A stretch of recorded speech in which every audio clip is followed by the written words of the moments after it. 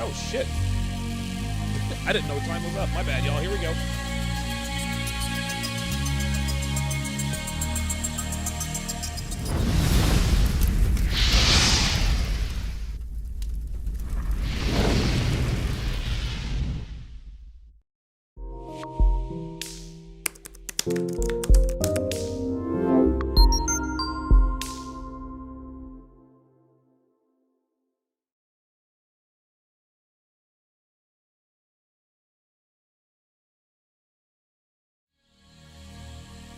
As men, we have to build value. Women, they just have to preserve it. That's not alpha, bro! Dude, what is this, 2005? Money and looks can get you in the door, but game is what keeps you on our mind. She's not your co-pilot, she's your flight attendant. Wait a minute. You actually thought you were the only guy she was fucking? But she told me she loved me! What's up, guys? It's your man, Donovan Sharp, and welcome to the 793rd edition of TSR Live, your daily dose of toxic masculinity. It is Friday, October 22nd of 2021. It is good to have you guys in today. As always, we are streaming live simultaneously to Facebook, mgtow.tv, manosphere.tv, DLive, YouTube, Twitch, and of course, in crystal clear, high resolution 4K to Sharp Stream. So however you're watching, wherever you're watching from, thank you for making the Sharp Reality Live a part of your daily routine. Shout out to the snipers. Only a couple of snipers. Only a couple of snipers on the roof thus far. Dre Raven and Hellfong. Shout out to my sharpshooters who are in the YouTube chat.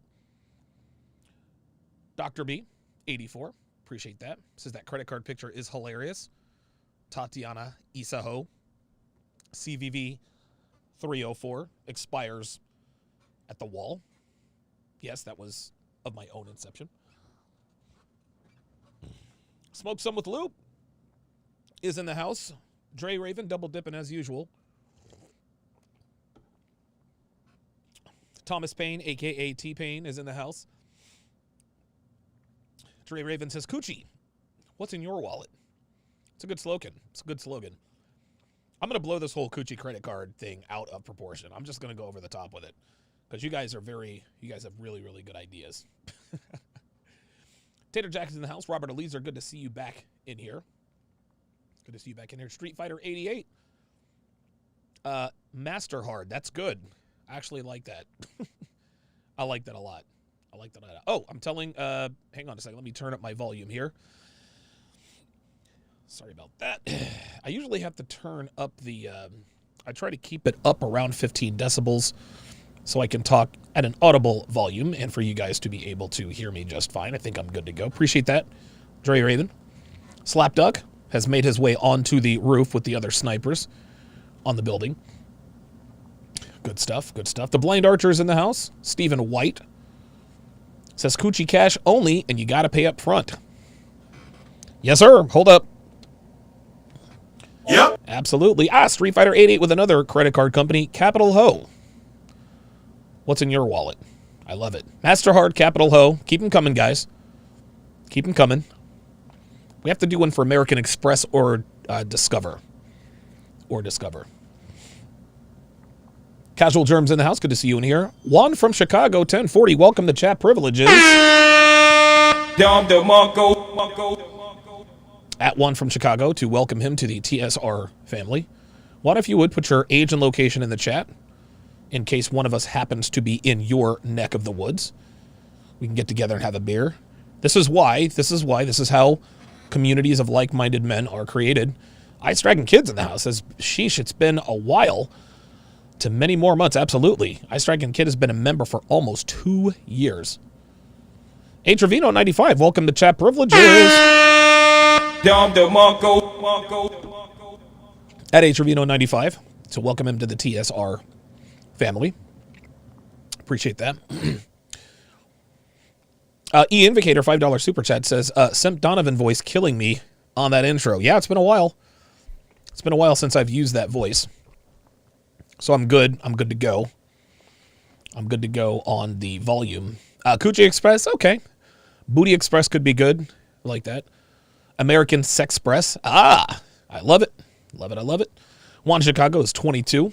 Of course, Tater Jack is 36 and in North Carolina. Fantastic show in store for you guys today. I gotta trim my beard. I gotta trim my mustache because my hairs are starting to tickle my nostrils a little bit. I'd like to start the show off by talking a little bit about what I talked about yesterday, really just the comments. So let me go ahead and let me go to the comments. And I haven't read these comments because I just posted this video. I just posted this video today. So today I posted a video entitled, Are black men with white girlfriends or / wives, white significant others, are black men with white girlfriends not allowed to speak on black issues? And of course I put in the spoiler alert. I don't give a fuck, and I really don't. And so we are going to discover these comments together. I think it's a lot of fun to go through. Comments for the very first time, not knowing what they are, just to sort of see what's going on out here in these streets. All right, let's see what we've got here. Donovan, one of the things I've noticed about people who receive criticism is they always come up with their own reasons why to make themselves better. Yeah, I agree with that. Let's see. Cal Ken says people don't want you to go your own way. Just line up with them. Stay true to yourself. Move on from the haters. Don't get locked into mindless beefs. No, nobody's getting locked into mindless beefs, dude. Nobody's getting locked into mindless beefs. Tiger Roar says O'Shea has always been suspect to me. He has a lot of feminine energy. I wouldn't say O'Shea has a lot of feminine energy, but I will say that my kid brother, 6 months before the whole O'Shea thing blew up, he told me, he's like, look, dude, he said, I think O'Shea is a wolf in sheep's clothing. And I disagreed with him. I was like, dude, are you kidding me? No way. Well, turns out he was probably right. Street Fighter 88 says crabs in a bucket mentality. I don't like / can't get what you have, so you don't qualify to speak on insert issue. There it is. There it is. The only people who are critical of my romantic choices, or really any choices, are people who can't get it. White girls aren't special. Translation, I can't get white girls, so I'm going to pretend they're not attractive. Let's see. Robert Anderson says, when I grew up in Tucson, I never received negative comments for being educated. The first time I received backlash from the black community was when I moved to Texas, and it was mostly from black women. Yep. Same here. Same here. Let's see. Lionel Parrish, appreciate you commenting, says, I still hear it, and I'm 50 now. Wow. Didn't care back in the day. The community is a joke. Absolutely. Absolutely. Okay, so this is good. This is good. I like this. I like this. Anthony Shaw says, I had a white dude ask me, why do blacks make fun of each other for being intelligent? I swear I've never seen that before. I still think about that question to this day. Crazy SMH. Benjamin Knight says, this is why we never get nowhere. It's so much fighting between men and women and men. Brother, keep pushing forward. Absolutely. Absolutely. Q Adams says, keep speaking on black issues, brother. I'm a fan of you and everyone in the black manosphere. Your voice is just as powerful. Appreciate that. Appreciate that. Okay. All right. Good. I thought I was going to get a lot of negative comments, but I guess not. Rico Reed says, man, he says, man, why is there always some drama going on in the black manosphere? I rock with you, DS, and I like and respect ODJ. Okay, fair enough. But over the past year, I've listened to him almost every day, and one thing I will say is that he does make points at times, and other times he'll twist the narrative and say that somebody said something, but okay, I don't really, all right. Godly Fatal says, ever since I saw the video he made on Fresh and Fit when they were getting hated on, I couldn't mess with him no more. It was like he was waiting for them to slip up so he can throw them under the bus because he made that video before they could even respond themselves. And also, he even said they should be thrown out of the black manosphere, himself off for false allegations. Yeah, exactly. You know, it's funny. They always talk about, you know, if you have a white girlfriend or you work with white people or whatever the fuck that is, then you're not qualified yet. A white girl made a false accusation and Nigatube gave it credibility. They gave it credence. Isn't that interesting? Isn't that interesting? Could you reach out after strategy later? Bring up the others. I'm confused. I'm in touch with all those people. Wonders point with you. I like DS. Never dated outside of the rest. Okay, good, man. Here we go. The red pill loser. Give players great content. Again, thanks. I don't know if that's a compliment or not. Uganda to pick up. I'm not listening, man. I'm not going to sit here and talk about O'Shea's sexual conquests. I will say this, though. O'Shea's not red pill. He's not an RP guy. The reason why he calls himself the king, the leader of the Black Manosphere is simply because, and this is no slight on him, but he bought the domain. There are very few. And that doesn't make him a bad person, but O'Shea does not subscribe to the same. He doesn't subscribe to the same praxeology as we do. Just because you call something manosphere doesn't mean that it's qualified to be manosphere. Like, I mean, and listen, he talks about tricking all the time. He pays for girls. That's not what we subscribe to over here. He rubs elbows, I suppose, with some manosphere people. But I mean, there's precious little evidence that O'Shea lives the lifestyle that we preach about over here. It is what it is. Okay, why Jesus oppression starts. Okay, very good. I like this one. Saying Donovan doesn't have black rights because he dates a white woman is lame in itself. It almost came off as jealousy. O'Shea needs to be careful with that. It looks weak. Okay, all right, whatever. Let's see. Ton Luvisor says it doesn't make sense though. Y'all are separating yourselves, and we'll get to the Kevin Samuels video. I just wanted to kind of take the temperature, just to kind of see where I'm at. To do a black convention, why not just a convention where everyone can go? Do you only allow black people or something? I'm 14, maybe I'm missing something. Apparently, O'Shea, and you guys can go back and watch the video from yesterday. He just didn't want to work with white people, you know. Let's see. So the manosphere has passwords. I have no idea what that means. O'Shea does not talk white himself. He does not. He doesn't. No. Boss Jimby says, it isn't that black men with white women can't talk about black issues. It just lowers their value in the argument when they do. Would you listen to a pastor you know sins every day or a Derek Jackson with 3 side chicks? DS is right on black issues, and I personally don't give a F if he's not considered qualified to talk about black issues. As a black man myself, if being happy means throwing away my quote black card, I'm throwing that shit away 1,000 times over. Doesn't lower my value in an argument, because just because I have a white girlfriend does not make me any less black. When cops pull me over, dude, I've been pulled over by cops many, many times. In fact, when you have a pretty white girl in the passenger seat, now they're really on alert. They're like, okay, this guy is fucking a girl. This guy is fucking this guy is with an attractive white woman that I would never have a chance with. How can I fuck up his day? This happens all the time, man. Like, just because you have a white girlfriend does not mean the world sees you any differently. I think that's what he thinks. I mean, listen, if you want to say it lowers the value in the argument when they do, I mean, that's fine. That's just not the case. Would I listen to a pastor I know sins every day? Pastors sin all the time, and people still listen to them. Or a Derek Jackson with 3 side chicks. As far as relationships go, yeah, probably. And again, a lot of people like to say, well, I'm not going to listen to Kevin Samuels. He's been divorced twice. I'm not going to listen to Donovan Sharp. He's failed with women. Okay, well, consider this.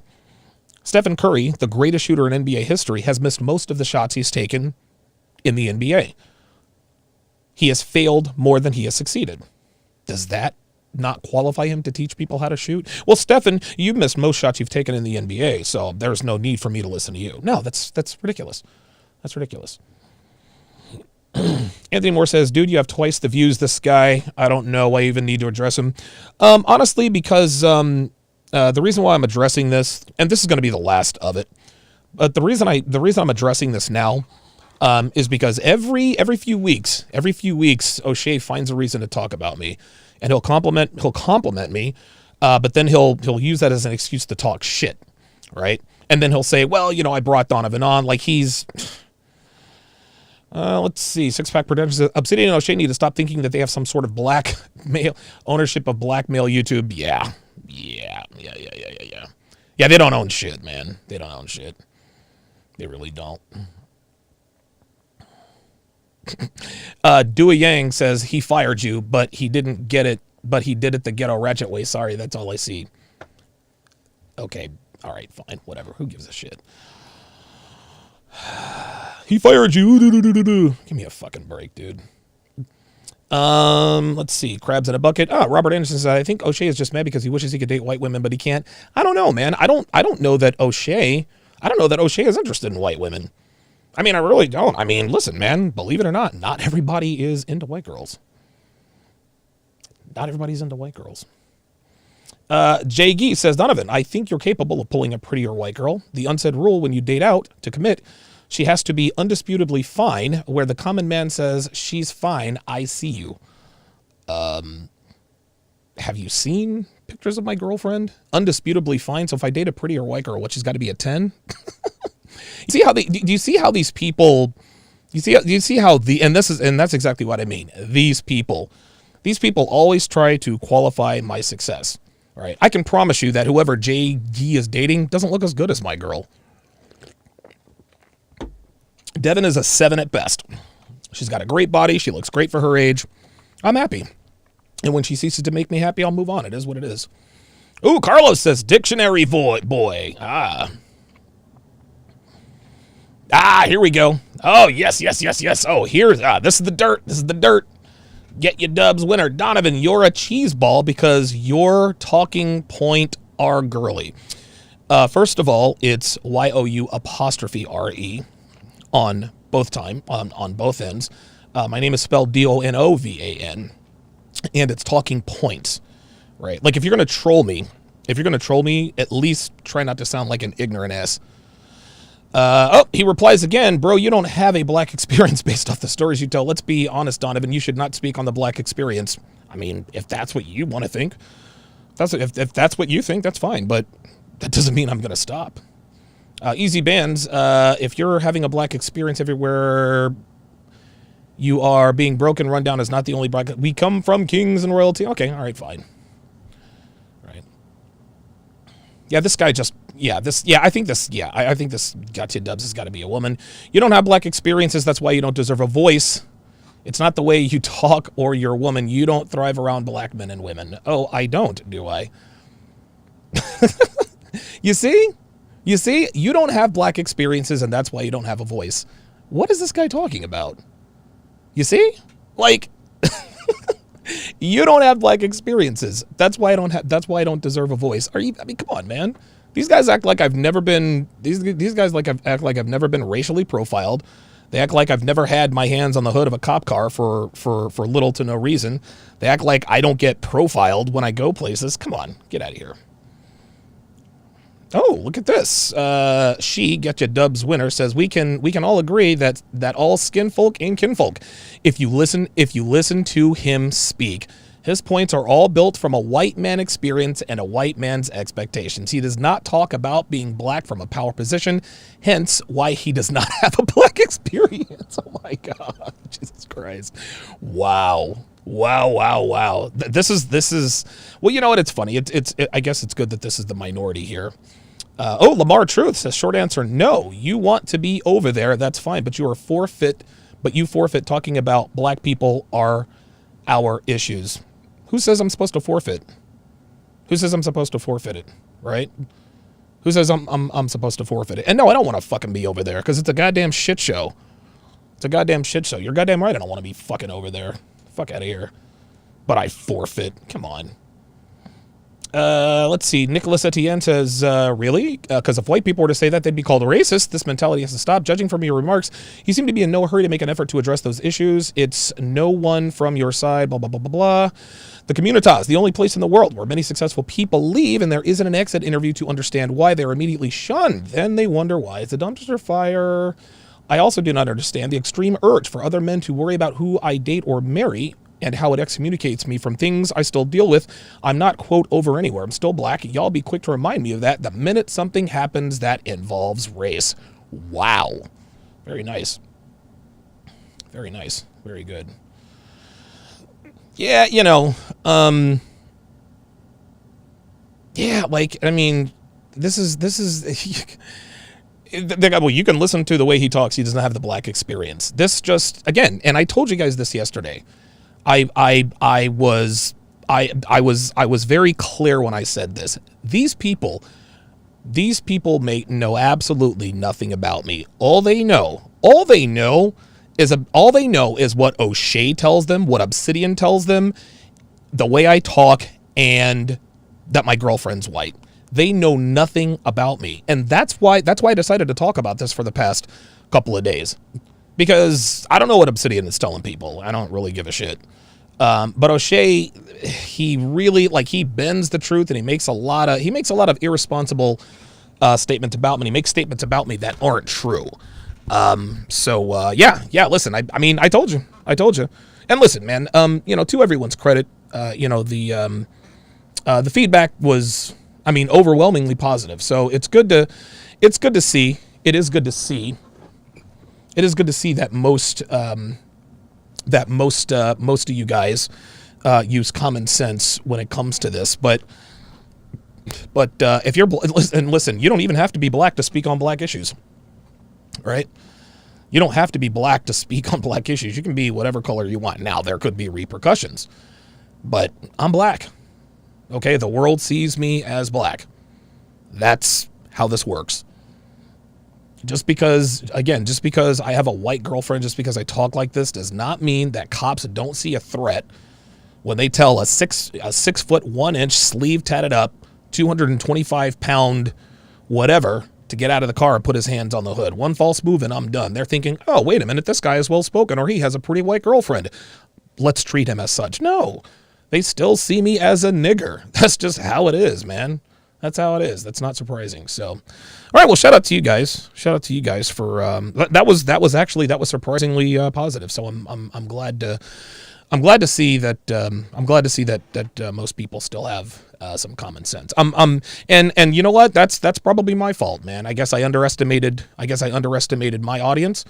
There appeared to only just be just a couple of knuckleheads. And hell, they're going to be knuckleheads regardless. So I'm glad to know that my audience possesses some semblance of common sense. So I'm very, very appreciative of that. Thank you guys very, very much. Thank you guys very, very much. Okay. DSG Namikaze Says, what's going on, Donovan? I'm late as fuck. Appreciate the $5 super chat. Again, he says, how do I become a member? A Dev, if you would. I think Dev is in the bathroom, actually. I think Dev is in the bathroom.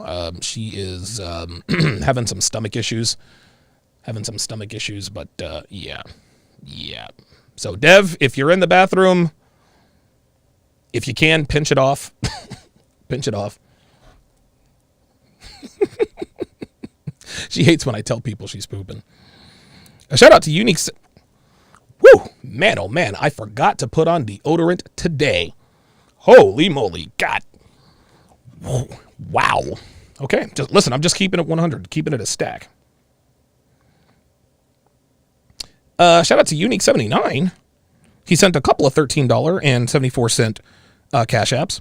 He says, there is a difference between patriot and militant. Could not agree more. He sent me another $13.74 cash app and says, for connections, contacts, and networks have no color. I agree. I always, and like I said, man, you know what O'Shea and I thought what O'Shea and I accomplished was pretty cool. I thought I was really making a contribution. But he ended up calling me. He ended up calling me a sellout. And you know, think about this, guys. Think about this. As a matter of fact, and I'm not going to talk about this too much longer, guys. I promise. I just want to make sure and get this all out there, just so we know. Oh, that is an interesting gift by Hellfung. Let's see. Black Man's Revenge. Negro Manosphere. So I wrote an ebook for O'Shea. This was, God, 2-3 years ago, maybe. Holy moly. It's called Black Man's Revenge. There it is, right there. There it is. Perfect. PDF. So the ebook was called Black Man's. Give me a second. Stay with me here.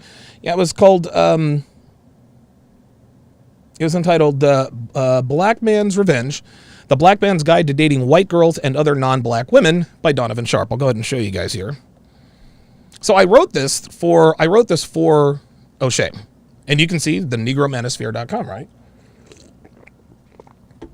And of course, very, very well done by myself. He actually had a graphics guy do all, like, this is very cool. Very, very good. Steve the Dean had an advertisement in there and all that. So yeah, basically, I wrote an entire guide. I forgot how many pages it had. Yeah, short little pamphlet, 35, 36 pages on how to, for brothers, on how to date non-black women. And O'Shea didn't charge anyone for it. What he did is he gave it away for free in exchange for their email address to build up his email list. Now, when he went on this epic roast of me, he actually said, I had Donovan write Black Man's Revenge, The Black Man's Guide to Dating White Girls and Other Non-Black Women, but I didn't agree with that. His words, not mine. So you mean to tell me that he had somebody else write a guide that he did not agree with, specifically how to date white girls? You had a man write something that you disagree with fundamentally for the express purpose of getting more emails? My friend, that is the very definition of a sellout. That is a sellout. Think about it, guys. He said, I didn't agree with that. What would you call someone who endorses something that they don't agree with for money or some sort of benefit? That's right. You've sold out. O'Shea told everybody I sold out the Black Manosphere. The Black Manosphere was never mine to sell out. I didn't own a stake in the Black Manosphere. I didn't say, here, Anthony, I'm going to give you my... No. That was just he was just talking. That literally meant nothing. O'Shea was just talking shit. He wanted everyone to... He needed a reason to go in on me. And so he fabricated this ridiculous lie, covered it up with this narrative. Well, O'Shea Donovan sold out the Black Manosphere and tried to do a Black 21 convention behind his back. You guys saw yesterday that was 2,000% not true, and I proved it with the screen grabs. Incidentally enough, I did end up going on to do an event, and surprise, surprise, the very person that I had allegedly been working in the background with behind O'Shea's back to make this happen was the guy who opposed it the most, Anthony Johnson. The Black Manosphere didn't belong to me. I didn't sell anybody or anything out. Didn't sell anything out. That's just jibber jabber. It means nothing. But O'Shea made available a publication on his platform that he did not agree with. His words. He said, I didn't even agree with that. He made public available a publication he did not agree with for the express purpose of getting email addresses. That's a sellout, guys. That's a sellout. So, again, guys, listen, one thing you're going to have to really understand in this particular space is that a lot of people say a lot of different things. A lot of people, dude, anybody can say anything. Anybody can say anything. And it's very lazy and it's very irresponsible for people to just watch something and be like, oh, well, hell, if he said it, it must be true. So you can make your judgment from there. But that's the final word on all of that. I don't care if O'Shea makes a response. I don't care what Obsidian says. I don't give a shit. As far as I'm concerned, all that is squashed. I just wanted to make sure, because this is the most subscribers I've ever had, and I've still got O'Shea making videos about me 2 years later, peddling that same bullshit. Donovan sold out the Black Manosphere. 100% not true. I proved that back in the summer of 19. I proved it again yesterday. So that's the final word. Zayuna Heimdall. Hang on a second. Zayuna Heimdall says, it's funny how you, quote, can't talk about us because you're the wrong skin color, but even when you are, you're a coon. You don't represent us when you don't fit the mold. Keep going, Dono. Fondue. Appreciate that. Ooh, man, fondue does sound good, doesn't it? Polybara, $5, says, oh, is O'Shea going to be mad since Kevin Samuel said our black cards are getting reinstated if we have white chicks now? I don't know. I don't think so. I can't imagine O'Shea coming out. See, because Kevin yesterday literally told us. Oh, hang on.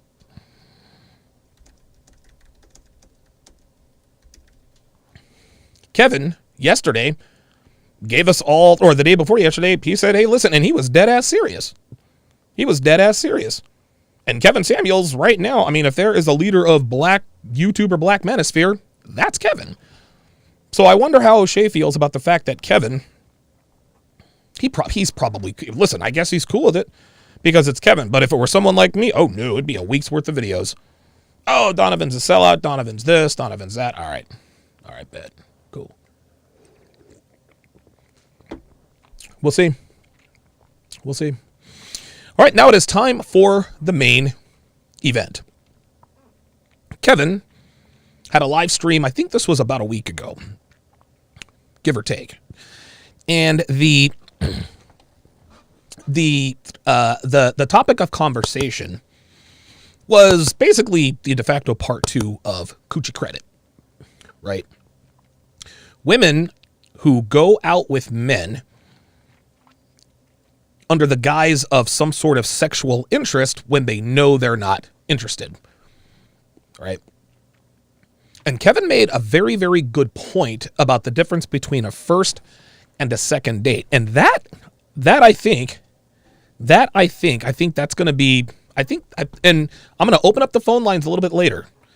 Here's the question of the day. I'm going to open up the phone lines a little bit later. Do women owe men sex after a second date? Do women owe men sex after a second date? Now, you don't have to answer that now. I'll open up the phone lines later, but let's listen to what the Godfather has to say. Bottom line is, look, a woman going out on 3 dates a week has no investment. Men want to men want to have sex with you, ladies, because men hold their time and their resources dear. You hold your body dear. So men think that if a woman is going to put out, that means she is equally invested or equally yoked. But there are women who are saying, my body is worth more than your date and your money. See, that's just it, guys. The the mindset of the modern woman, thanks to social media, womanism, and so forth, tells women that their time is more valuable than a man's. This is why a lot of them feel like merch. This is why a lot of them feel like, well, hell, if he takes me out, he's on. I mean, he should. I mean, it's him. He's the lucky one. He's the one that should. He's the privileged one. If I let him help me move into my new apartment, he's the one who owes me. This is the way women think. This is the way women think.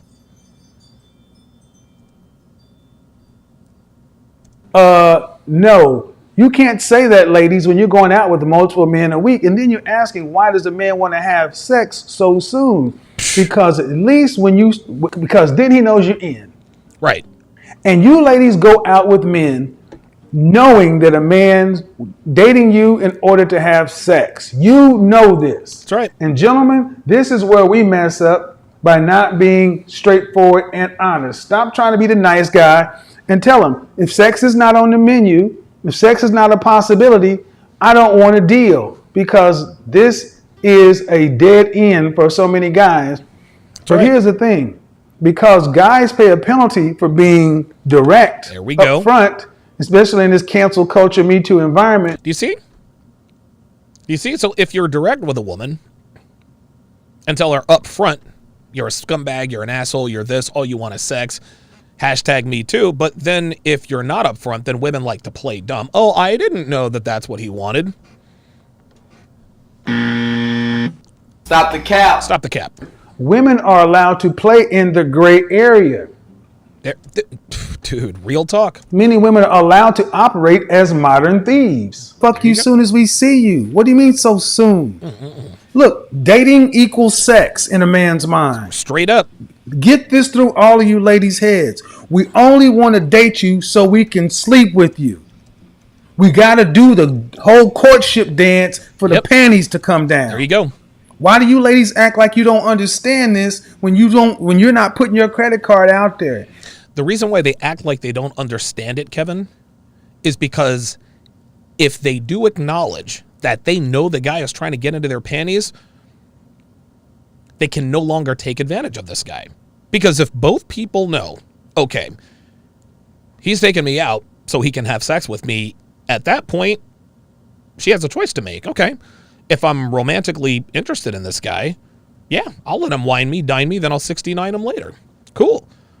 But if they both know that he wants to have sex with her, but she knows in her mind that she never will, then the jig is up.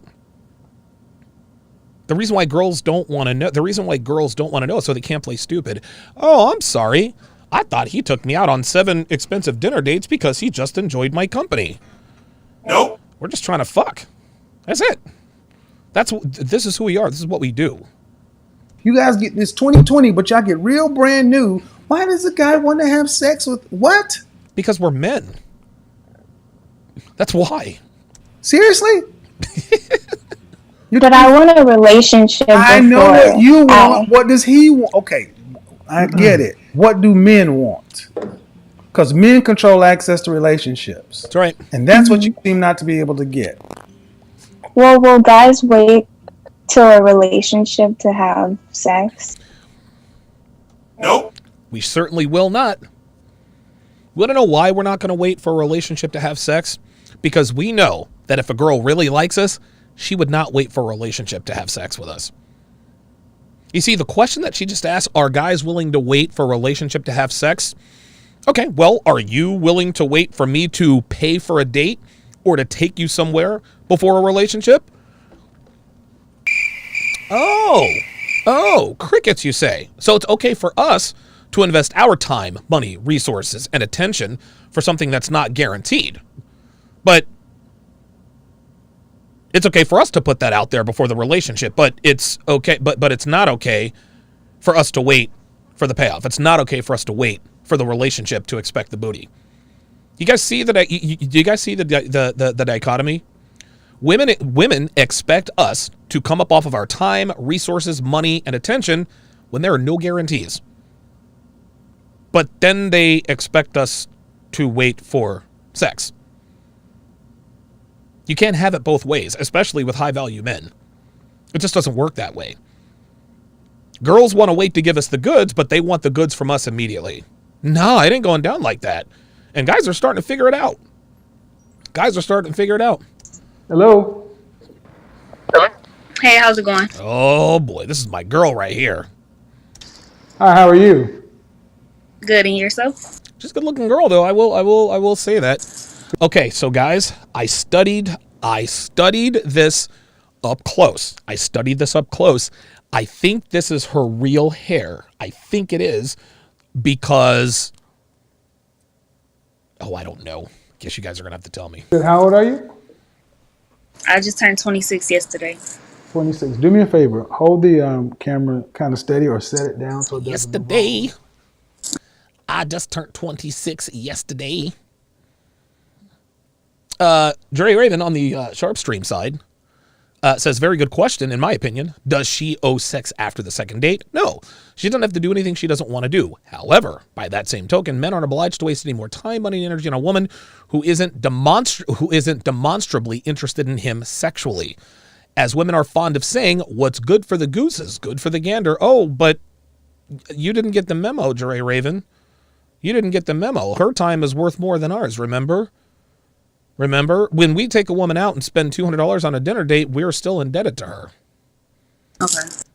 Somebody better put Dre Raven up on game. I agree with you. I agree. All right, and then we can have the conversation. So you're calling in to discuss what? Basically a friendship that I have with the guy, and I know he likes me. So like in the beginning, Street Fighter 88 says Donovan is a weavologist now. Hell no. Dude, I'd be like, yo, she's got real hair. And everyone else, that's fake.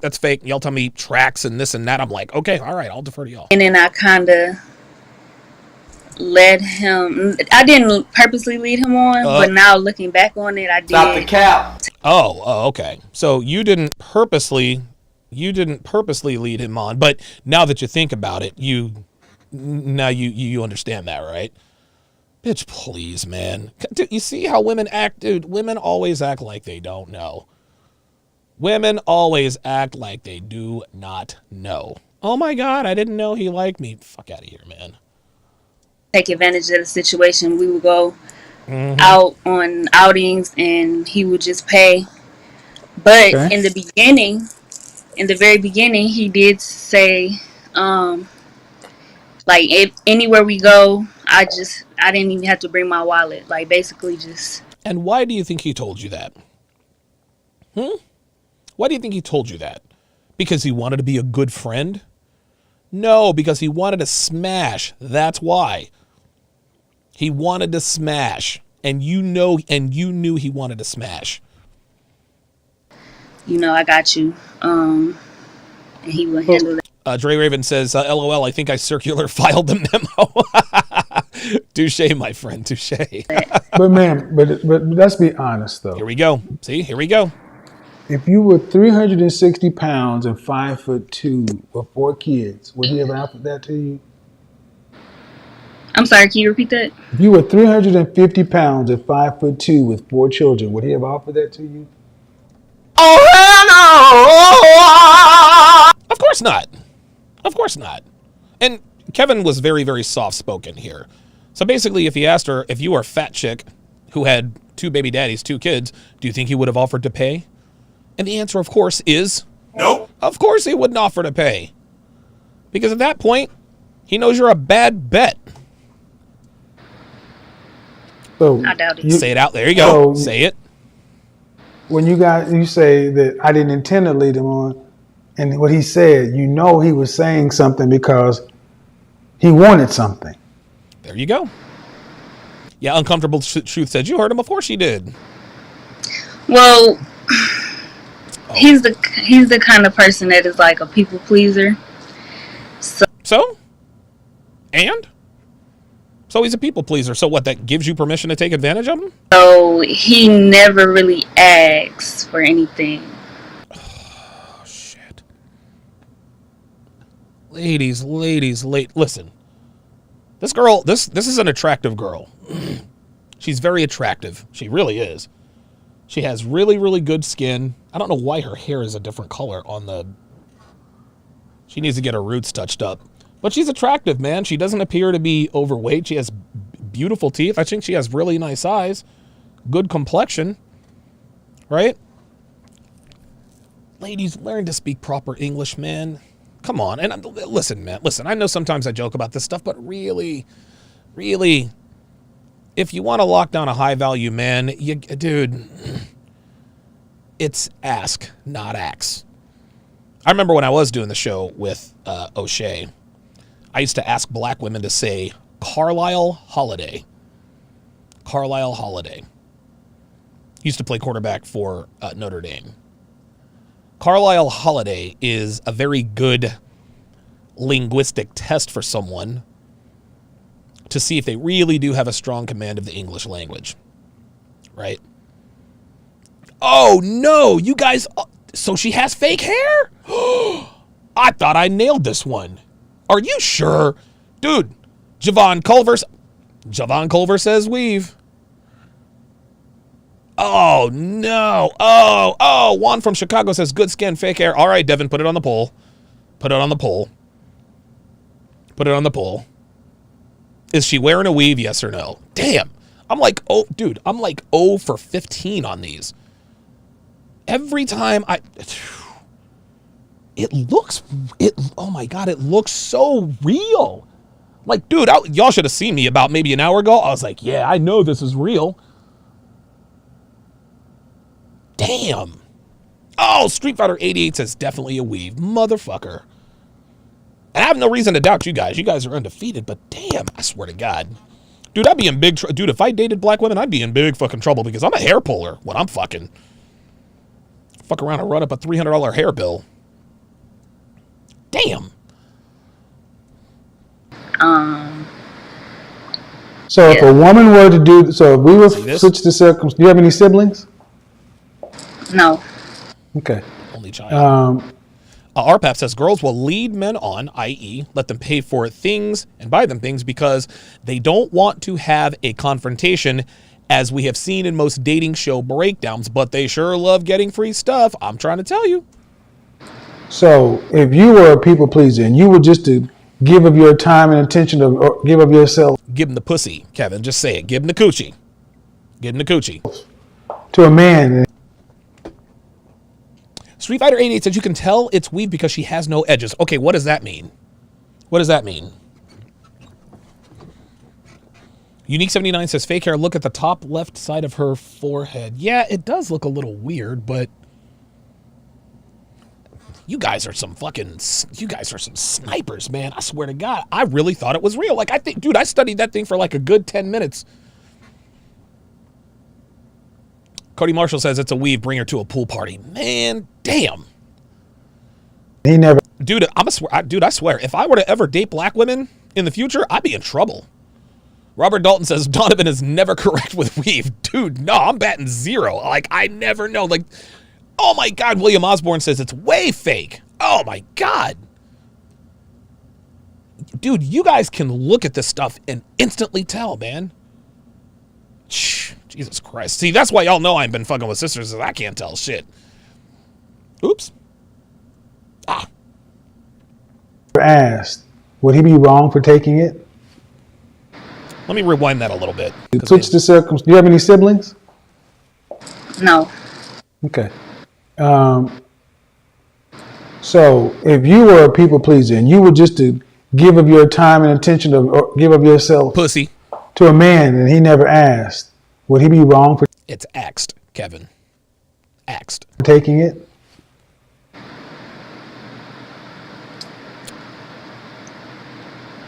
Say it. Yep. See, her hesitation tells us that she has a problem with it, which means yes. You see? So it's okay for a woman to take advantage of a man. There's no problem with that.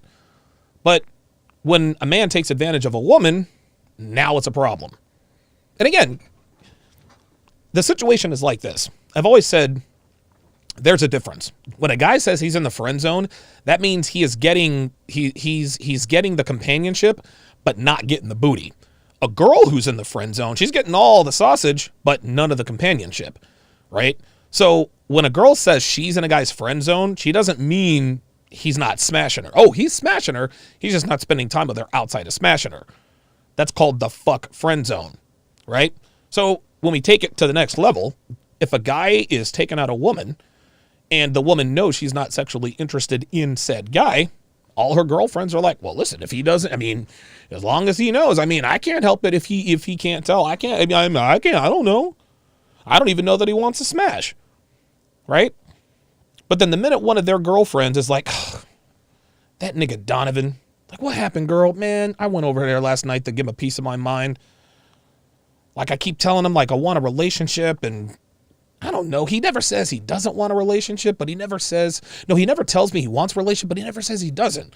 So I went over there, and of course, you know, he ended up smashing, but girl, he's taking advantage of you. He knows you like him, girl, but all he's doing is using you for sex. Gentlemen, that is literally the exact same thing. That is literally the exact same thing. The only difference is that men are giving up resources and the woman is giving up the booty. That's it. Would it be wrong? Say it. Yeah. See? Oh, okay. So he'd be wrong, but you're not? You're right. I mean, seriously. We have the world to where you ladies can, even during consensual relations, you guys can revoke consent. Yes. Yes. Yeah, women here in 2021 can now retroactively withdraw consent. They can retroactively withdraw consent. Yeah, like a guest I had on. Not going to say their name, but yeah, I had something happen to me, and a year later, I figured out that it was EPAR. What? Huh? Like, what is that? The hell out of here, man. Makes no sense whatsoever. Tabit Watts, $10, says, men, this is a very important lesson. Stop simping and tricking. Be upfront with your intentions. Women will unintentionally and intentionally waste your time. Wow. Well said. Very, very well said. Cookie Mag says, I know this is a little off topic, but what's your opinion or advice on someone in a sexless marriage? Get a girlfriend. Get a girlfriend. Yeah, I mean, I appreciate the question. That requires a lot of answer. But if you're in a sexless marriage, divorce is imminent. Debo says, on the flip side, $5 super chat. That's like asking a man asking a woman, why are you so damn sexy? She's gonna feel she has a right to be because she's a woman. Right. That's exactly right. Let's see. Yep, she's admitting she used him. Absolutely. Yeah, she's letting him know. Yeah, I used this guy. Totally used that guy. Of course I did. They always admit the shit. They always do. Actually, they don't always admit it, but they pretend like they don't know. Axe body spray, definitely a weave. Weaveology is not my strong suit. Yeah, you got that right. All strike, $5 says, baller move, hand her the money. I'm keeping the hair. That's funny as shit. Janik says, Donovan, sorry for the orange. Can't send super chats here, but you can have a TSR Weave Busters team right here. I can never, ever tell, man. Dude, get guap regardless, 105, $5 says that's a $400 weave. $400? Are you serious? Like, bitches are paying that much for weaves? Tater Jack says it's fake until proven otherwise. Yes, law number 5 of the 49 laws of Sharp, she is a slut until proven otherwise. So I guess I'm going to have to add law number 50 of the 49 laws of Sharp. It is a weave until proven otherwise. Okay, Ice Dragon Kid says, Oh, wait a minute. Edges are like how we have a hairline. Oh, so my edges, which of course are moving back. So the edges are the hairline. Okay. You know what? I might have to read up on this. How to tell she has a weave. Somebody needs to put on a course. For that. Black Goku 05 says most of the time they will start capping because they can't handle rejection. Had a woman try to do that to me, saw right through it. You know it. Let's continue. Oops. In the middle of the act, you can say stop, and the man has to stop. This is crazy. Yep. Because women are smart, and you know that man wanted something from you. What did he want? He wanted the booty, Kevin. That's what he wanted. He wanted that ass. I kind of feel like he was just like, he really liked me, so he just... But if he really liked you, but if that's the case, ma'am, I just said if you would... Stop the cap. Come on, man. Get out of here with this, dude. 350 pounds, 5'2" with 4 kids. Right. Would he be offering that to you? And you said no. So it's more than just he liked you. RPAP on the Sharpstream side says it's easy to pay for a $400 weave when you don't have to pay for dinners 3 times a week, right? Exactly. Can we be honest? Nope. Yeah, and I had a conversation with my dad about it, and I just said, Wait, she talked to her dad about this? like, I don't like him. I'm not attracted to him whatsoever, and Okay, then he knows this. What you do is you go ahead and write him a check for all the money you spent plus interest. Look. Have some character. Look. She ain't saying shit. Look. So, can I ask you a question? Oh, no. We ain't moving on. You got to pay him that money, girl. Well, would you be willing to repay him? Nope. I mean, yeah, Nope. like, if Stop the cap. Come on, man. Of course you wouldn't. You want to know why women are not willing to repay men? Is because women are not about to start paying for what they can get for free. That's how it works. But now she's going to try it. Now she's going to try and justify it. we go on outings, then I'll take... No. I said repay. I don't mean repay. Everything he's already paid. The hundreds of thousands he spent. It wasn't that much, but... I don't care if it was $50. $50. Listen, man. Listen, I made good money, but $50 is a lot of goddamn money. Like, don't get it twisted. Yeah. It wasn't that much, but it was... Oh, it wasn't that much, says the woman who didn't have to whip out her credit card, right? Oh, it wasn't that much. For real? I wonder what he would say about that. Street Fighter 88 says, my next book, Weave and Ease. Weave and Ease. How many times have you guys gone out? Uh-oh. like a handful of times. I don't know what that means. Oh, come on. See what she's doing? Maybe 2 handfuls. So maybe like 10. Oh, 2 handfuls. Yeah. 10 times. 10 times. Okay, so he's taking her out 20 times. And you usually go to dinner? No, it's never nothing like that. It's kind of like low key, Okay. like movies, which Movies? I don't know. People You say what? that it Movie? may- Why don't I Movies? sit? So she expects Movies. she expects us to believe that this dude never took her out to dinner. Come on, man. things like that. Like Movies, and the movie tickets cap. are how much? about $8 to $10 a person. What movie you want to see? Uh-oh. Well, that's just what it is where I live. Yeah, I never eat. We do. Oh. Yeah, we do Right. Okay, I thought she said they never ate. carry outs, but not like fine dining. Man. Like that. Fine dining or not, it's at least $50. Right. Okay, at least $50. So because he didn't take her out on fine dining, well, it wasn't that much. This dude is spending $50 at the very least every time they go out. 50 times 10 is $500. 10 times is $500. That's a lot of Mario coins, chick. So I asked you. This is funny. I'm going to rewind this. When Kevin says $500, look at her lack of expression. $500 this man has spent on her. No reaction. 10 times. Watch. It's $500. No facial contortion. No nothing. No nothing. No nothing at all. Look. Yep. Yep. Mm-hmm. Yep. Mm-hmm. This woman has no appreciation for money. She just doesn't. Most women don't because men spend it on them indiscriminately. This is what we're up against, guys.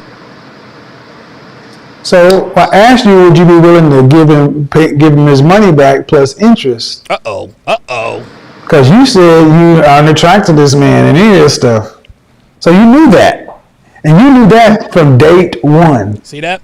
Mm-hmm. And he knows it too. So. What difference does it make? What difference does it make? Bitches are steady fucking niggas they know won't never commit, but they stay fucking them. Don't they?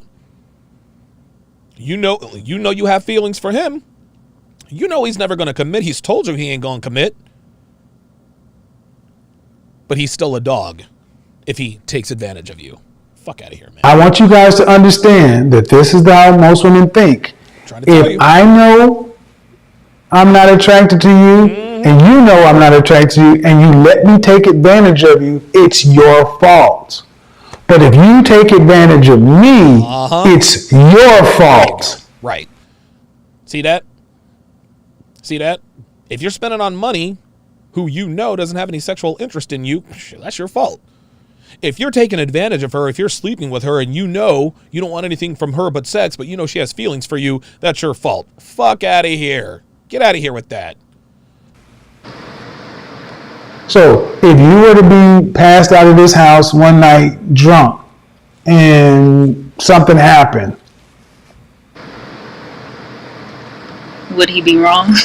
Right. Look at her. And you were laying in this bed. Look at that. You were laying in this bed. And he smashed. Yeah, that's not happening.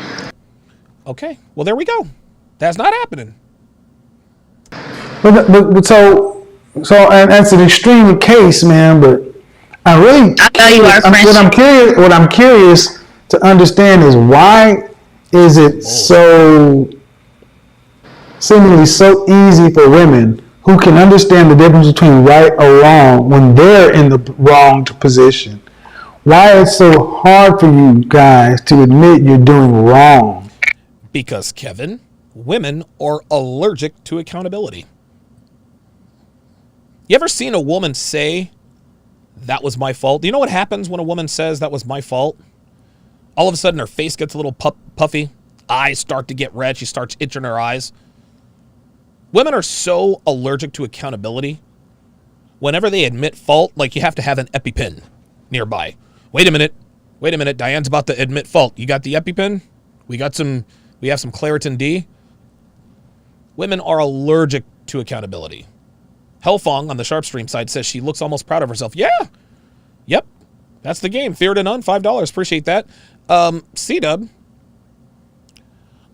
with the $10 super chat says, using men they aren't sexually interested in for resources, time, and non-sexual attention is a woman's way of punishing a man who doesn't recognize her non-interest in him. Savage reality check that. Yeah.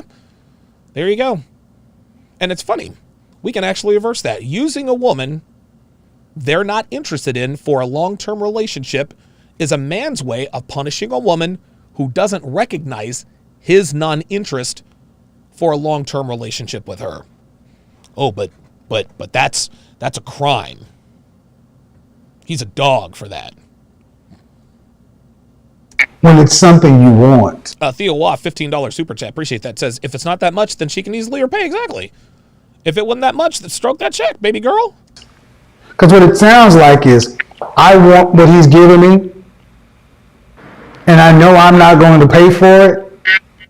And if he's stupid enough to do it, that's on him. That's on him. Yes, sir.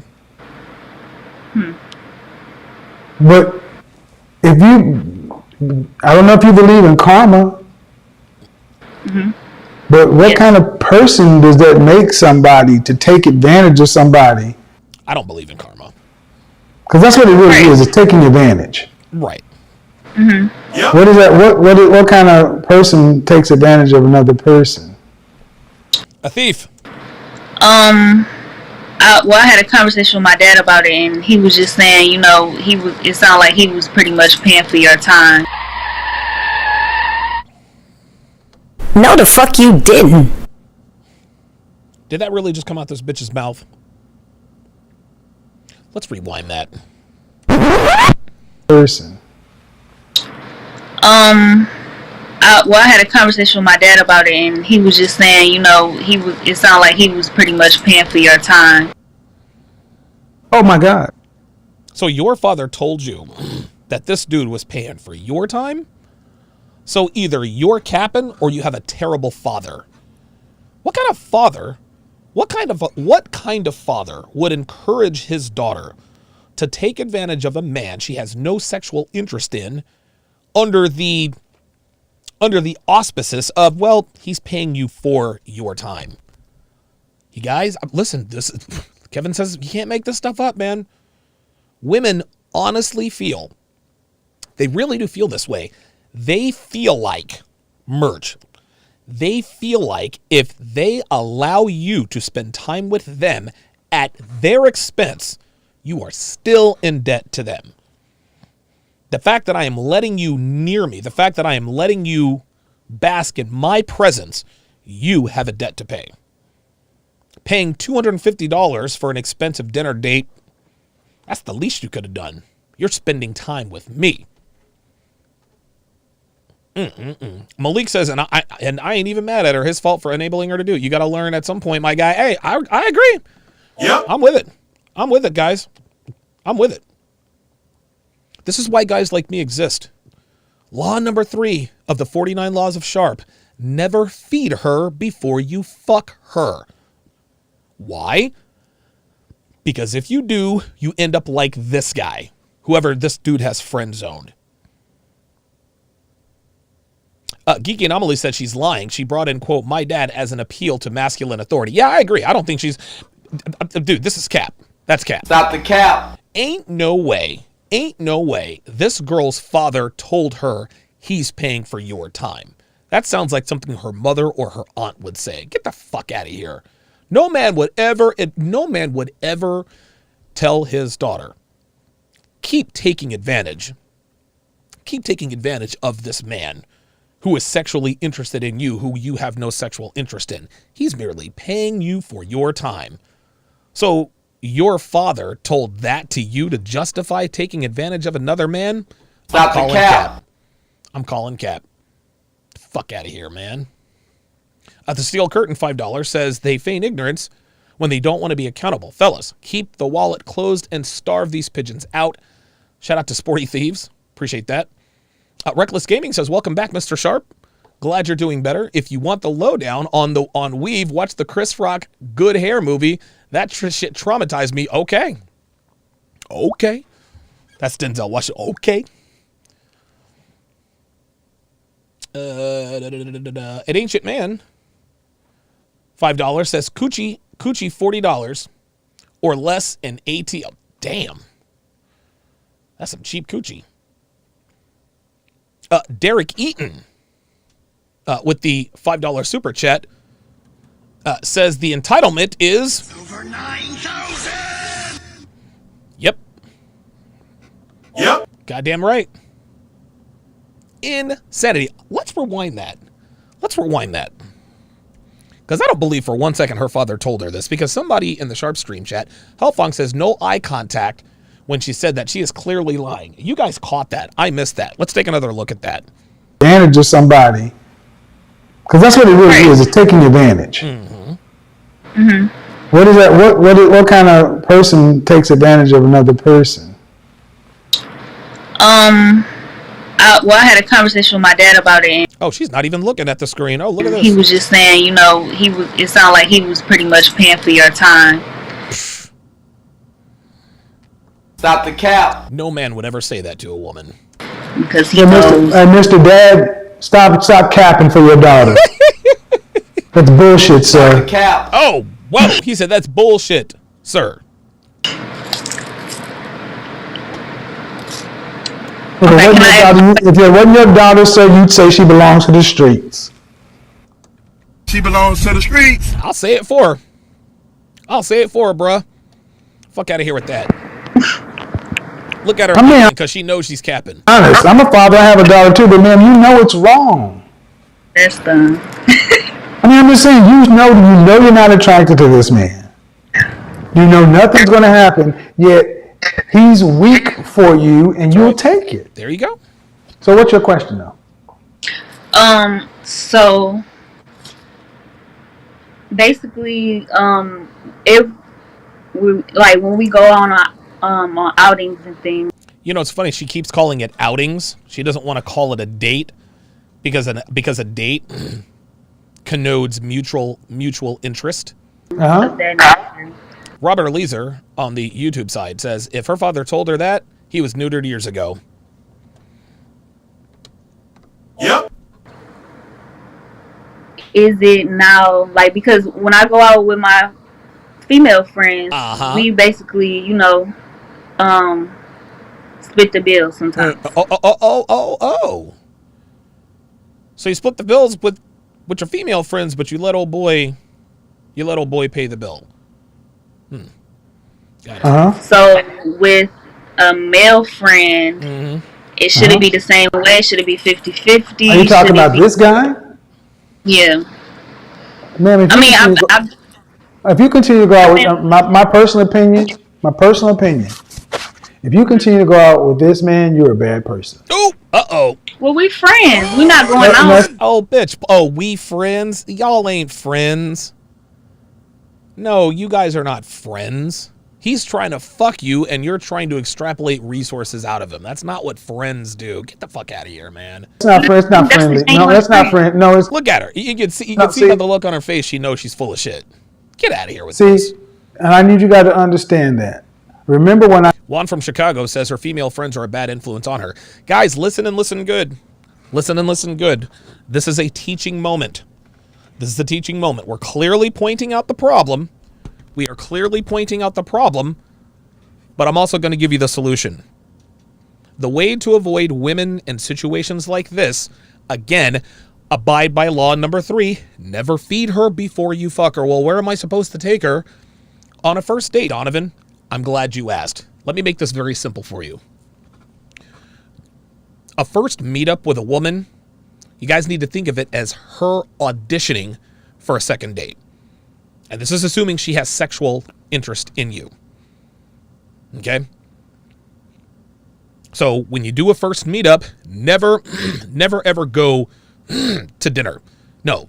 Always meet up for drinks or meet up for coffee. Those are the only two options. Meet up for drinks or coffee.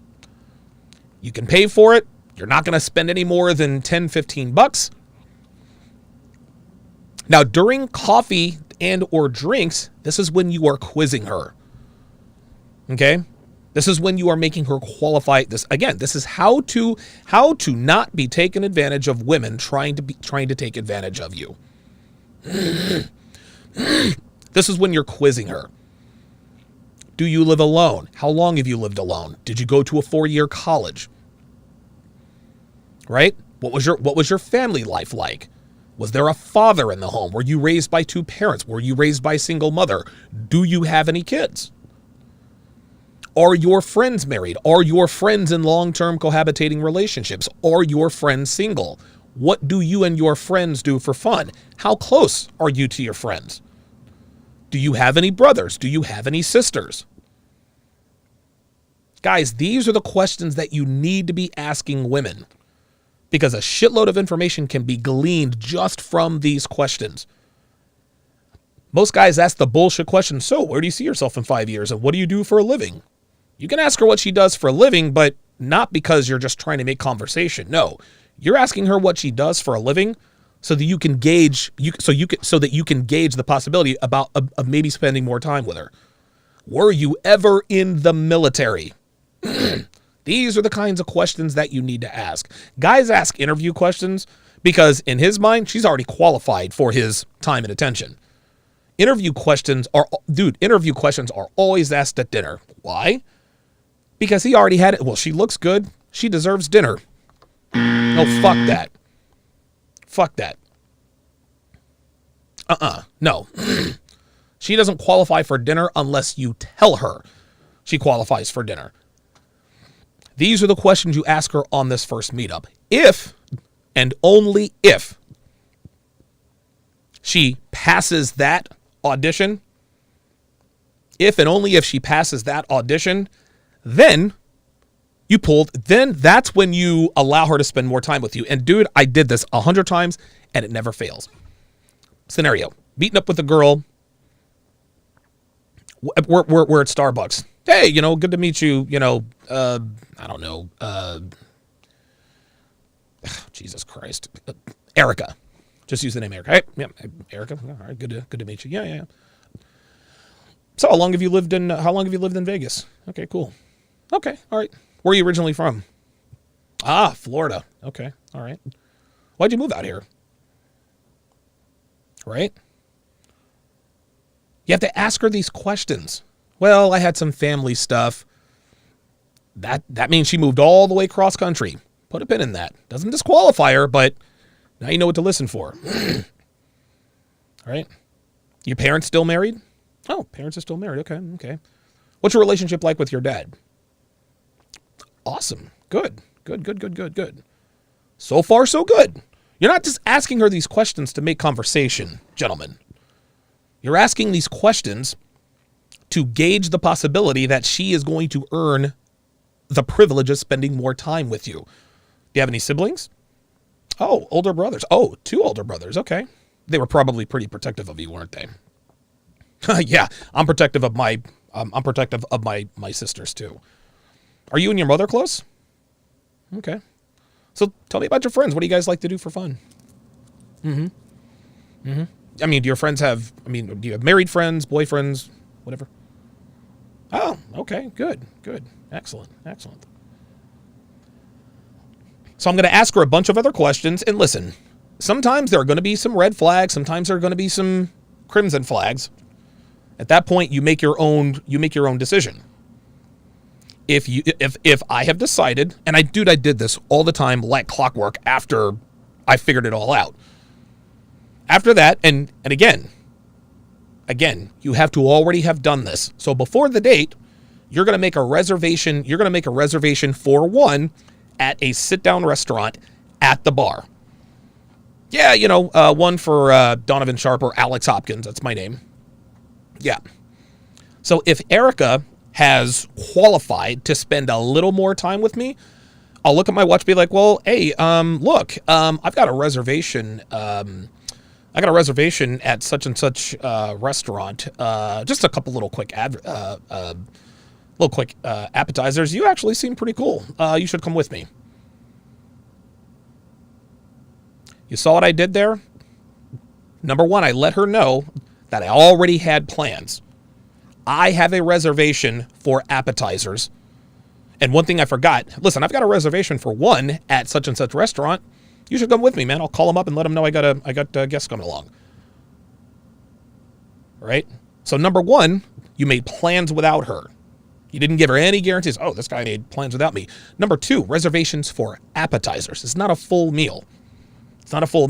Number three, you let her know why. You seem cool. You seem laid back. I like your personality. Don't just say, hey, come out with me. No, you seem cool. You seem chill. Listen, I've got a reservation for one at such and such restaurant. Just appetizers we'll eat at the bar.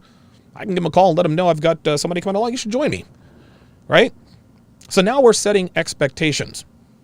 She knows, okay, we're going to be at a restaurant, right?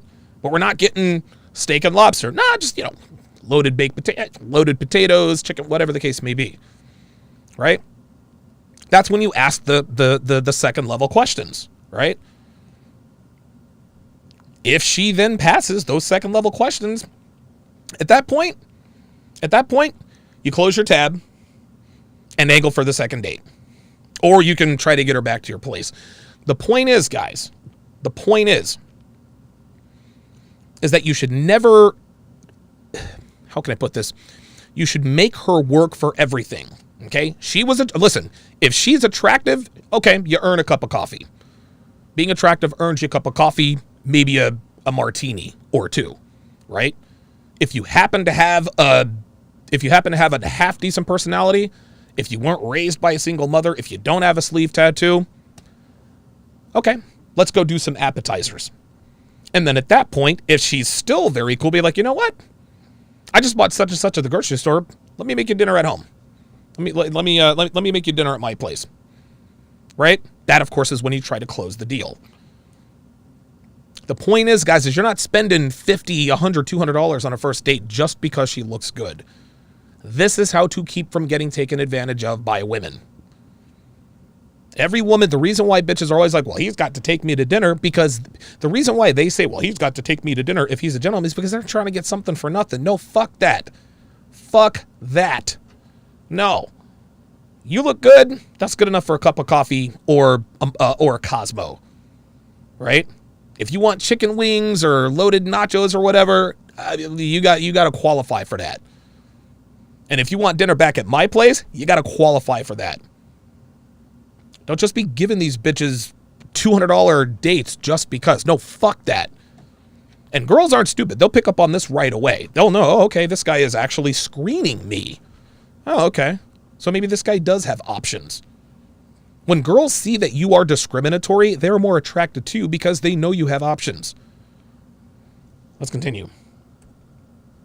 I said, if she was the one that was weak for him and he took it, would that be wrong? She said he would be wrong to take advantage of her.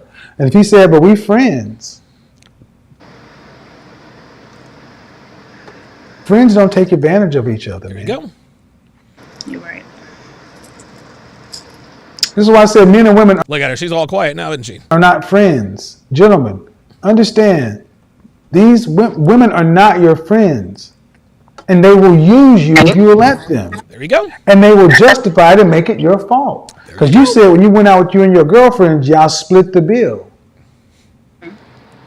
So I was saying, should it be the same for a male friend? You're not his friend, so it can't be the same.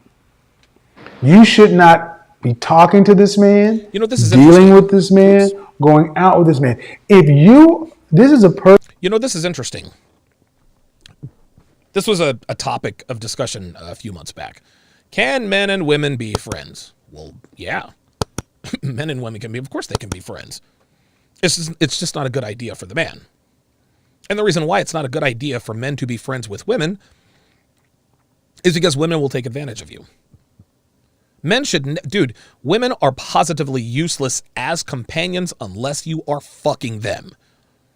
Female companionship, platonic female companionship is worthless. It's worthless. The juice ain't worth the goddamn squeeze. Fuck that. Do not care. I don't care. Well, what if she's a fat chick? And why are you friends with what? What, are you going to be seen with fat chicks in public? Huh? Perfect phone call, because I really sense that this is what the world has told you guys. The men are there to be used. There you go.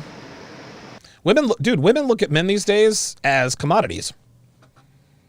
It's almost like we're subhuman. Well, men objectify women. Gee, I wonder why. You see, when women take birth control and try to extrapolate resources, they're turning themselves into objects. Just like that. Just like that. You want nothing to do romantically with this man. There you go. Fine. He wants something romantic with you, right? Yep. Then you need to say no and cut it off. Yeah, man. But every time. She's not going to do that, though. She's going to nod and she's going to say all the right things. She's not cutting this dude off. Every minute you talk to him, text him, interact with him, that makes you a bad person. Ooh. In my opinion, that makes you bad. Because you know he wants something. I know he likes me, but he won't admit it because he knows that it's not there with me. Like, you know he likes What difference does it make? What difference does it make? you, but he won't admit it because he knows you don't like him. basically. Why does he need to admit it? Right. Why does he need to admit it if she already knows? He doesn't. Okay. No, but you said he won't admit it. Why'd you bring that up? The reason why she brought that up is the same reason why women like taking advantage of men. If he brings it up and admits, hey, I like you as more than friends, I don't want this thing to be platonic anymore, the jig is up. The jig's up. Because now the girl knows that if she allows him to take her out, there is a reasonable expectation for a romantic connection. That's why women don't like having these conversations with men, because everything is out there. Shit. He wants to fuck me. I know he wants to fuck me. He knows I know that he wants to fuck me. Fuck. Now you got to find another sucker. Now you got to find another loser. That's why they don't like having these conversations, guys.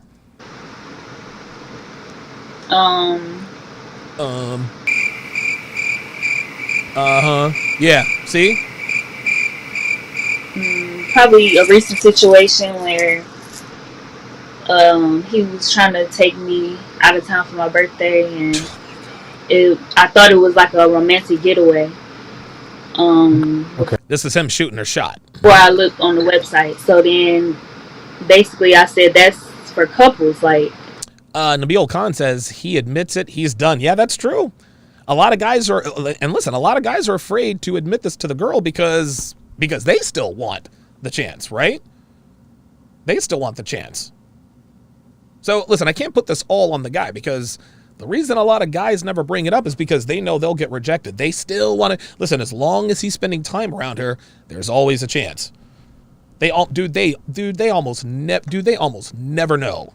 They almost never know what the hell. Dude, they don't want anything to do with that.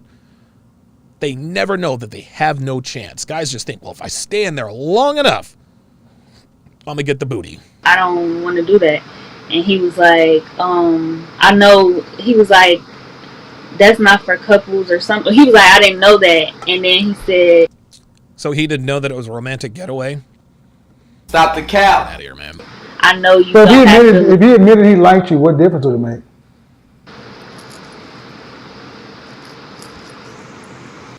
Arpep says, I remember Tom Likas talking about this. Guys forcing the issue by planning trips that look like honeymoons, right? Then I would kind of cut it off at that point. So like I said in my monologue, because Cody Marshall says she's going to keep using it. Of course she is. Of course she is. men are not direct communicators, regardless of how they got there. Women like this young lady feel like it's perfectly okay to continue to take advantage of you because you didn't say definitively one way or another. But man, you already know the truth. That's right. Right. I want to understand how you are okay with this. Look how relaxed she is. I'm good. Kevin is like, I want to know how you are okay with this. Kevin, this is how our girls are being raised. This is how our girls are being raised. She thinks this is okay because everything tells her it's okay. Because you were very clear. If the situation Look at her body language. She could not give less of a shit. were reversed, the man who was taking advantage of you would be wrong. That's right. I didn't really understand the question. Is it okay to take advantage of somebody that likes you? Oh, dude, come on. No. Are you taking advantage of this man? She literally said at the beginning of this interview, I'm taking advantage of him. But now all of a sudden Kevin asks her and she's trying to change her answer? I don't feel like I am now at this point, because now I'm willing to, cover the bill and Stop the cap. Offer to pay. Ma'am, Stop the today, ma'am, you did not realize you did not like this man sexually. Right on this phone call. There it You've is. known See? that for a long time. She knew that from the jump. She knew she didn't want to fuck this dude. Mm-hmm. I just now realized I'm taking advantage of him. Oh my God, dude, girls always know. They always know. That means you are taking advantage. Yep. Just because you are willing to cover the bill is irrelevant. Somebody's got some checks You to are write. still taking his time and attention. If you are you his friend? I am. Then you should want the best for your friend. Uh-oh. Cares about the sharp angler now. Uh-oh. Do you not? I want the best for my friends. Do you want the best for him? Yeah, nothing but. Then the best for him would be to be away from you. Oh! God damn! He led her right over the cliff. He said, if you care about your friend, then the best thing for him is to be away from you. God damn. Hold up. Wow. Yo, that was ugly. So he can get with somebody who respects him, likes him, really wants to be with him, and deserves what he's doing. Yep. Because what you're doing is disrespectful, inconsiderate. Yep. And just because you're doing it in a nice, soft way doesn't make it any less dirty. Nefarious. Okay. How much you guys want to bet she's fucking somebody else? How much you want to bet she's fucking somebody else? Anytime dude, 100, dude, listen. 467% of the time, when a woman has a dude in the friend zone, she's fucking somebody else. That's what it is. She gets the dick from the guy that she's in the fuck friend zone with. She gets all of her sexual needs met from the guy that she wants to fuck, and all of her non-sexual needs met by the guy she has in the friend zone. Standard operating procedure, gentlemen. Standard operating procedure. You know this man likes you. Imagine you had a female friend who liked a guy a lot. Uh-oh. And he kept stringing her along, leading her on. Yep. And she was weak for him. You would think he's a what?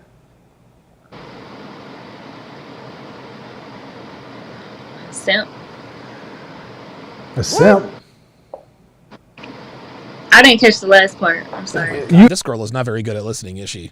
RPAP says, my time is worth more than my money. I only have 52 Saturday nights a year and only a finite amount of time and only a finite amount of them during my younger years. I don't want to waste them on a female that doesn't want to fuck me, even if she's willing to pay her own way. Real talk. Real talk. Juan from Chicago says, $20 says she has another dude. Dude, shit, I see your 20 and raise you 100. Of course she does. Of course she does. If you had a female friend. Matter of fact, not only is another dude fucking her, the guy she has in the friend zone is feeding the guy she's fucking. The reason I know that is because I've been on the receiving end of that. Dude, guys, listen, I can't tell you how many times I text a girl on Friday night, yo, come by at 10 o'clock. Okay. I can't tell you how many times they show up with an Applebee's bag, Outback, Fazoli's, Ruth's. And sometimes I'll even fuck with them. Hey, if you're on a date tonight, make sure you get me some leftovers. I always get an LOL okay. That's all right. And after I smash, guess what I do? I go right in that fridge, heat that shit up in the microwave, say, appreciate you. Appreciate you.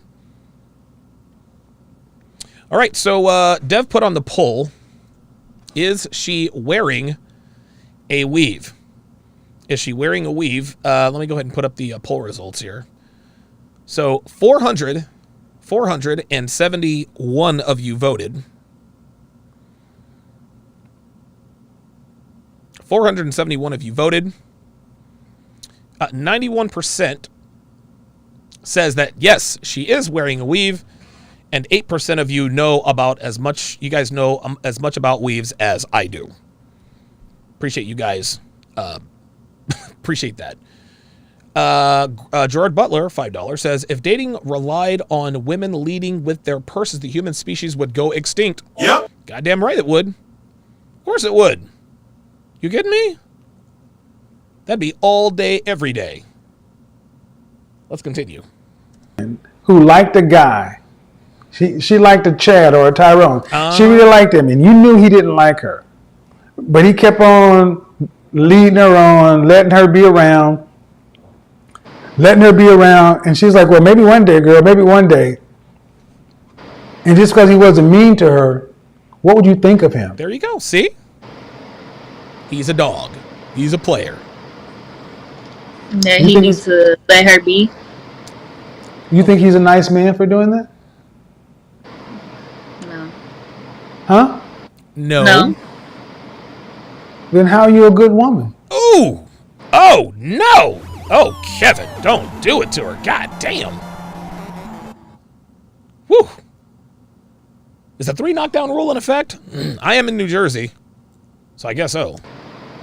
Damn. Okay. I get it. I mean, do you really get it? Kevin, she really gets it. She just doesn't give a shit. I think it's obvious. She just doesn't care. Look at her face. Look at her face. Look at her face. She could not give less of a shit. Couldn't care. She understands perfectly what is happening. She knows damn well what she's doing. She just doesn't care. She didn't care. She didn't give a fuck. But let her spend a year and a half chasing some ain't shit nigga who keeps telling her he's not looking for a relationship. She'll be crying to her homegirls, niggas ain't shit. Look at that. Her facial expression right there sums up this phone call. Yeah. Yeah, she don't care. So, what are you going to do with this man going forward? I guess I can just, love him from a distance. Stop the cap. Do what from a distance? Do what from a distance? I didn't hear you. Love him from a distance, or be his. Bitch. No, you got to let his ass go. Support him from a distance, and Love him from a distance. Yeah, Street Fighter 88 says this is entertaining to her. Yeah, you're right. What kind of love? As a friend, like genuine friendship. Right. Because I can see, I sometimes catch. I accept it. I just wanted to hear what you were saying. Yeah. I mean, it's not Eros love, it's Philos. It's friendly love. But he doesn't want friendly love with you. Nah, he wants to smash. Right. So this is a perfect example. See, when a man is in a power imbalance with a woman, the world tells a man not to use his power to take advantage of that woman. Oh, my God. And if he does, he's a dog. Oh, my goodness. Holy moly. Holy moly. Kevin is, oh my goodness. Dude, Kevin is cooking right here. But he doesn't want friendly love with you. Here we go, y'all. Right. So this is a perfect example. See, when a man is in a power imbalance with a woman, the world tells a man not to use his power to take advantage of that woman. See that? And if he does, he's a dog. He's a snake. He's the worst parts of the Bible. If he uses his power, influence, or whatever over this woman who cares about him. But yet when a woman does the same thing, we still hold the man. And you know that this man is weak for you. And I don't know if you believe in karma or whatever. And your father, sir, you were dead ass wrong for telling your daughter that she paid for his time, paid for his resources with her time. Dead ass wrong. This is why we know her father didn't tell her this, because she doesn't look like she's taking offense. She's like, all right, so my dad was dead ass wrong. What of it? What of it? And I'd tell your father that to his face if I saw him. You're dead ass wrong for saying that.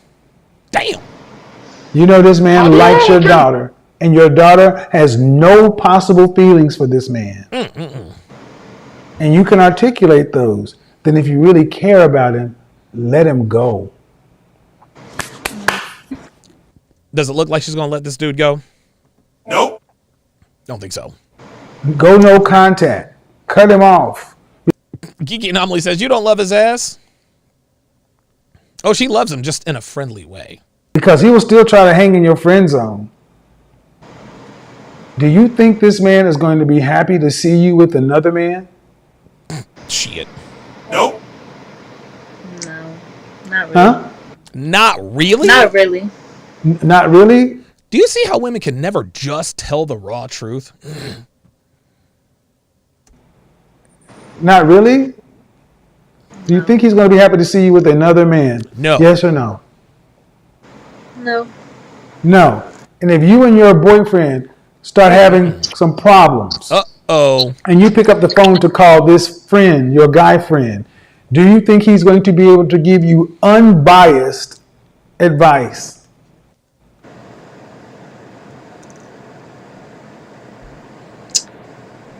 I don't know.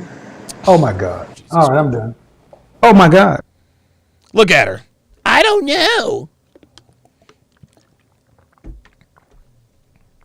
And look at her face. Look at her face. This is a face of a woman who knows she's full of shit. She knows she's full of shit. Watch. Dude, women always play stupid when it's time for them to be accountable. Watch this.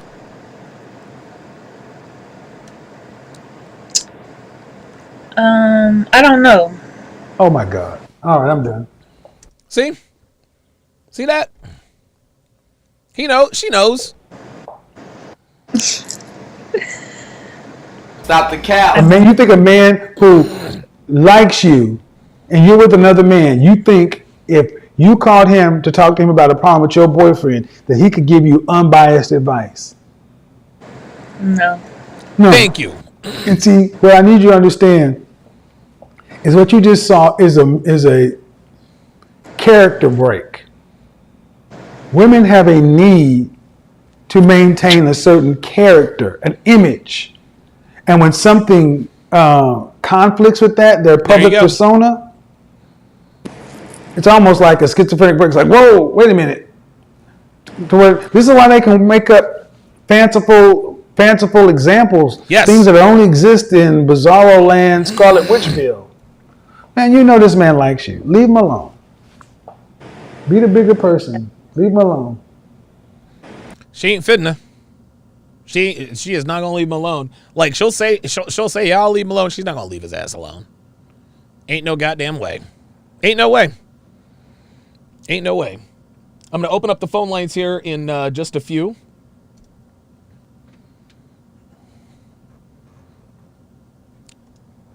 Same to you. All right, bye-bye. Good conversation. Okay. Shout out to Neo with the $5 super chat. Says that she looks like Kermit the Frog. Kermit the Frog. Listen, I thought she was attractive. I thought she was pretty. She was a pretty girl. Except for the weave, though, man.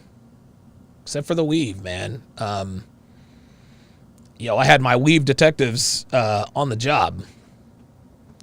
Weave your show now, press 1 to hear important instructions. Theo Waff says she loves that money. Damn right. Damn right. Malik says Kevin Samuels at this point is talking to the audience of men, not her. Yeah, he does that quite a bit. He does that quite a bit.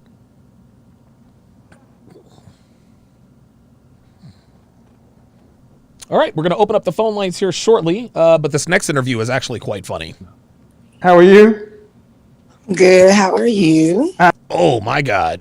Hold up. Appreciate it, though. Good conversation. Listen to this Have woman's a good night, voice. though. Same to you. She said, good. All right, bye-bye. How are you? Good conversation, though. How are you? Good. How are you? She belongs to the streets. Wow, she sounds like she smokes 2 packs a day and downs a bottle of Hennessy. 2 packs and a bottle of Hennessy. 2 packs and a bottle of Henny. 2 packs of Newports and a bottle of Henny. God damn. I'm having fun. How are you? You look like you're having fun. You looking all dapper. Appreciate it. What do you got for me on the topic? Well, I usually agree, and I do kind of agree with what you're saying, but at what point does these men have to be accountable? Like, I'm not going to keep taking it. They know when we don't like them like that. So if they're going to give us things that we like to be around us. Here she goes. Mr. Chain Vicious, $2, says just another typical get the bad hooker. Yeah, that's what that is. Of course we're gonna do that. Like, so Of course we're gonna do that? Like, for real? Word, you're making the low end. Dre Raven says, don't lower your oh my God, that was ignorance. Don't lower your standards, increase your value, gentlemen. Integrity, low character argument. No. Yes, ma'am, you are. Yes, ma'am, you are. Because basically what you're saying is, look, if he going to continue. Jeremiah Franz, $2 says, if they're smiling when they respond, they're lying. You better believe it. You better believe it. Yep. To give me something when he know I ain't gonna give him nothing, then why shouldn't I take it? Yep. There you go. Okay, so is that's the argument you're making? No, I agree with you, but you said it's a transaction. Oh no, you said transaction. Ain't no transaction. But do you see that? It's a transaction. Even this woman, this woman is every bit of 44 years old. And this old bitch still thinks that a man who takes her out and spends money on her is in her debt. That's why she says it's a transaction. The fuck is the guy?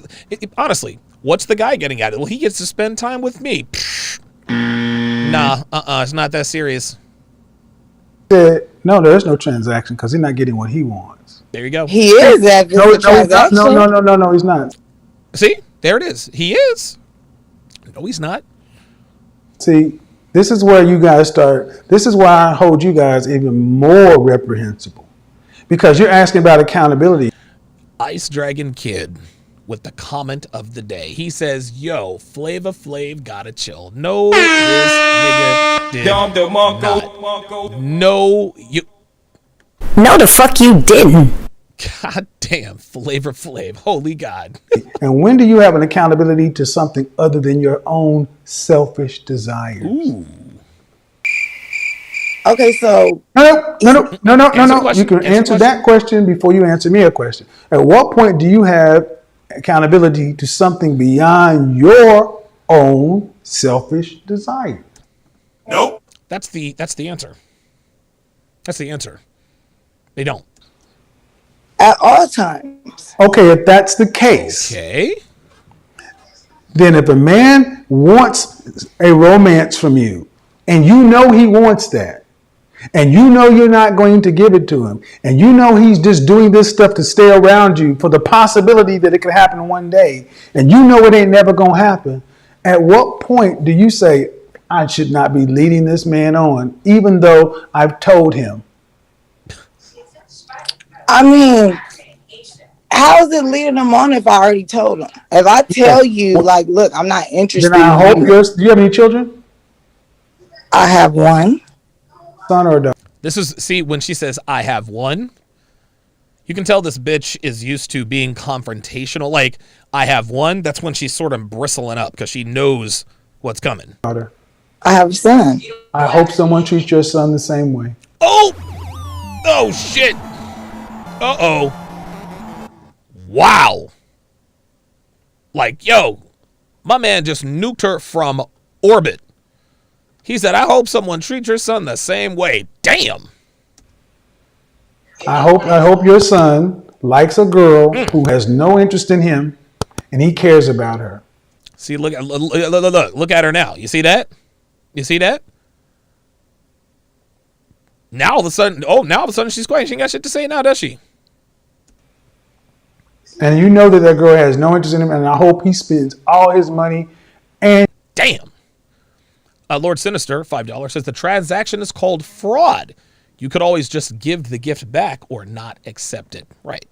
But again, modern women have zero morals. So if he's giving it to me, I may as well take it. Zayunda Heimdall, welcome to Chat Privileges. Looks like Zayuna forgot to subscribe. That's how you are able to join. The Steel Curtain, $5, says, I'm getting major, quote, stab wounds and bullet holes kind of vibes from this Rough Rider. Shout out to Jamie Foxx of the Players Club. Yo, real talk. Real talk. Listen, I can tell you right now, this bitch has been in She has been in a fist fight with grown men. I believe she has been in a fist fight with a grown man on more than one occasion. She has been shot at, or she has shot at someone, and she has probably been stabbed. I agree with you 100%. Your elderly home money. I hope he spends all of it. Oh! I'm not kidding, man. I'm not kidding. I am dead ass serious. I hope he bankrupts himself. So he's living with you. Well, that's not gonna happen. Well, yeah. Well, hold on. How would you know, Mom?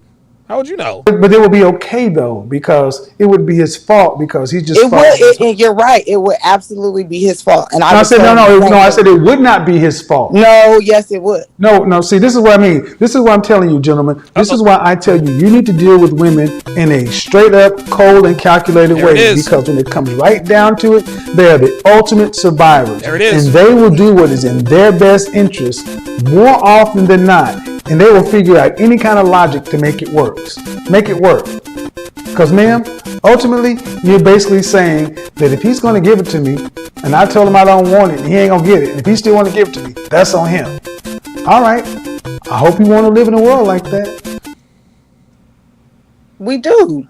Okay. And that is why 62% of you are single. Oh, no! Oh, my God! Oh, my goodness. Yo! He said, that's why 62% of y'all are single. Yo, my man K-Sam, Kevin, is hitting this bitch with haymakers. Like this whole interview, this whole call was like the first 90 seconds against Tyson and Mike Tyson's punch out. Like, she ain't make it past the 90 seconds. Y'all know look, y'all know what I'm talking about. The first 90 seconds, Tyson is throwing those one-hitter quitters. It ain't like Piston Honda where he's throwing jabs and shit. Oh, no. Oh, no. Kev came out swinging. Because there's no character. Ooh. My grandmother, the women of my grandmother's generation, knew not to accept anything from a man that they didn't want anything to do with. Here we go. Men offered many things to women. Cars, houses. I've dated women who are drop dead gorgeous. Who, back before I was on YouTube like this, see that? Men were offering them more than I could ever dream to have. There you go. Guys offering $30,000 to go down on her. Damn! I saw this. Offering homes, not cars, homes. Just to travel. And she turned them down because these women had integrity. Integrity. They had character. But in your example, take whatever a man's going to offer you. Well, I mean, I personally don't do it, but Stop the cap. Oh, I personally don't do it. Oh my, for real? You personally don't do it, but you condone it. Does not matter, man. But you condone it. You condone it. So that's the if the man is gonna give it. And that is why our community is where it is. Like it or not, the nation of it. No, I'm gonna say something. Several weeks back, there was a broadcast on the channel by many men from the Nation of Islam talking about the Kevin Samuels. This is some real shit. Phenomena or whatever. And Brother Dennis Sperling went over there. There's a quote that gets misinterpreted often, but the general quote was, "A nation can rise no higher than its woman." And this was a point of It's funny. Look at her face. A nation can never rise. Look at her face when he actually says this quote. She totally misunderstood it. Watch. That gets misinterpreted often. Watch this. But the general and she misinterprets this. Just watch her face. Quote was, "A nation can rise no higher than its woman." And this was a look. She's like, oh, okay. Point of contention because the quote was been misinterpreted or misconstrued when it's saying that a nation can rise no higher than the moral position of its woman. And if we have women who are willing to do what you're saying, what does that bode for the ascension of our nation? That's what it means, Kevin. That's what it means. And this is why we are in the position that we are in. It's that simple. It's that simple. What moral position does that woman have? Nope. I mean, it's 2021, I asked you, ma'am, a specific question. Morals don't care what decade. What morals does that woman have? None. I think women still have morals. What moral, ma'am? Don't play with me. Ooh. I asked a very specific new question. I'm not understanding your question. Ma'am, a nation can rise no higher than the moral She's telling the truth. She really does not understand the question. position of its woman. So a woman Is that a stab wound on her neck? who is willing to take something from a man who knows he wants something from her and she's not going to give it to him. Is that the morally right thing to do? Nope. To take something from somebody who's weak to you. Look, see that? She knows the answer is no. And she is smiling while trying to think of a way to hamster an answer. Look. No, it's not. Then you can't make this argument, ma'am, because it's an immoral argument. It's immoral.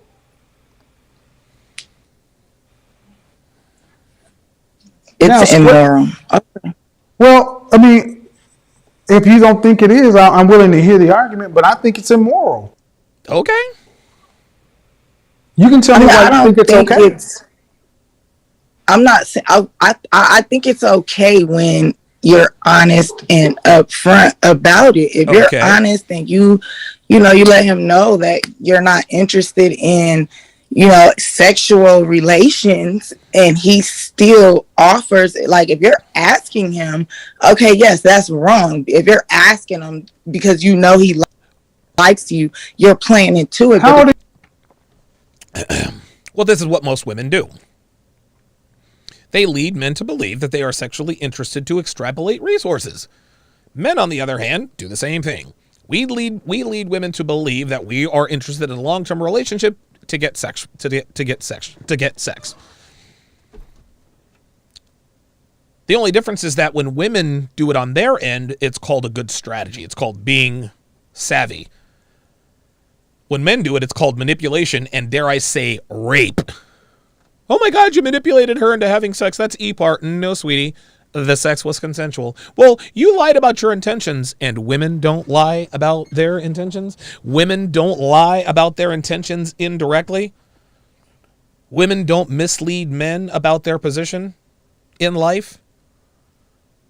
Law number 26 of the 49 Laws of Sharp. Women cannot stand it when a man has a decided advantage on the sexual marketplace. It's all well and good when women play the game. But when men, as soon as they run up on a dude that plays the game better than they do, it's men ain't shit. Women have fucked over far more guys than they have ever been fucked over. The average woman has fucked over 25 times more guys than she has actually been fucked over. For every one guy that has screwed over a woman in some way, shape, or form, she's done it to 50 men. 50 other men. How old are you again, ma'am? Seriously, how old are you? You never asked, but I'm 33. Stop the cap.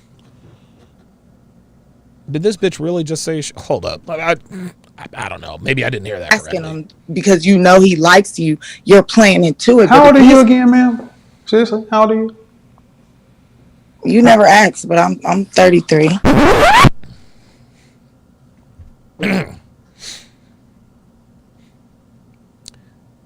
33. She sounds like she's 53. And she looks like she's 43. This woman is every bit of 44 years old, y'all. This bitch is my age. Ain't no way this chick is 33 years old. Because if this chick is 33 years old, that whole black don't crack myth, that is right out the window. Holy God. Ain't no way that bitch is 33. No way. Okay. Did you happen to know, did you grow up with your grandparents or great-grandparents? Yes, I did. Oh, yes, I did. Is your grandmother still alive? Yes, she is. See that? How old is she? My granny is 87. 87. So your grandmother, she was born around the 1934. 34. All right, 34. So she was still born in the silent, in the late silent. Absolutely. Okay. Absolutely. So you think your grandmother and the women of her generation would have accepted something from a man under these circumstances? Absolutely not. No, they wouldn't. Okay. Were those women better women than today? I mean, according to you, they are. No, ma'am, I'm asking you. According to you, oh, come on. No, ma'am, I'm asking you. Are the moral fiber of The Steel Curtain $2 says Operation Venus Flytrap is always active, right? Lord Sinister $5 says, didn't she hear about the IG model in Texas? She was killed by one of her patrons when he drove hours to see her but got no play. Oof. Oh boy. That is not, yeah, hey, look, listen, he should go to prison, but by the same token, this is what happens. Devin said earlier in the chat, she was raised to believe that leading a man on was dangerous. It is. those women better than the women today? Okay, I was going to say, what exactly do you mean? The moral... Oh my God, dude. Anytime you ask a woman a straight up question and she answers a question with a question, she already knows what the correct answer is. But now they want to say, well, how do you define morals? What are we talking? Oh, get out of here. The moral fiber, yes. Okay, I agree with you. Yeah, was the black community better? Not what was happening not what was happening to the black community. The black community, was it better? Meaning, was it safe for black people? Was it safe for black girls? Could you leave your doors open? Could you knock on your neighbor's house? Yeah, of course. Of course you could. And get some sugar. No, not back in those days. No, you couldn't. Because you had uncles that... hold on. Fuck that bullshit right there. You are not going to color purple my TV. That is some fucking bullshit. Oh, shit. Oh, shit. You done fucked up now. You've done fucked up now. You done fucked up. That's it. That's it. You done fucked up. Because now Tevin is about to deal with your ass. Starting right now. This is what I'm talking about. The color purpling of America. Oh, my God. You're 33 years old and going to talk about a time that you didn't need. You can't make this shit up, people. This woman is 33 years old. No, Kevin, I believe she's 53, actually. I don't think she's 33. I don't think she's anywhere near 33 years old. And automatically she said the women were a different caliber of woman, a different moral character. And I asked you, it was the black community. And in her mind, all the men were dirty, pillaging, nasty, color purple, Mr. Uncles. That's what's in so many of these young women's heads. This shit has been put in their heads from their mothers and programming.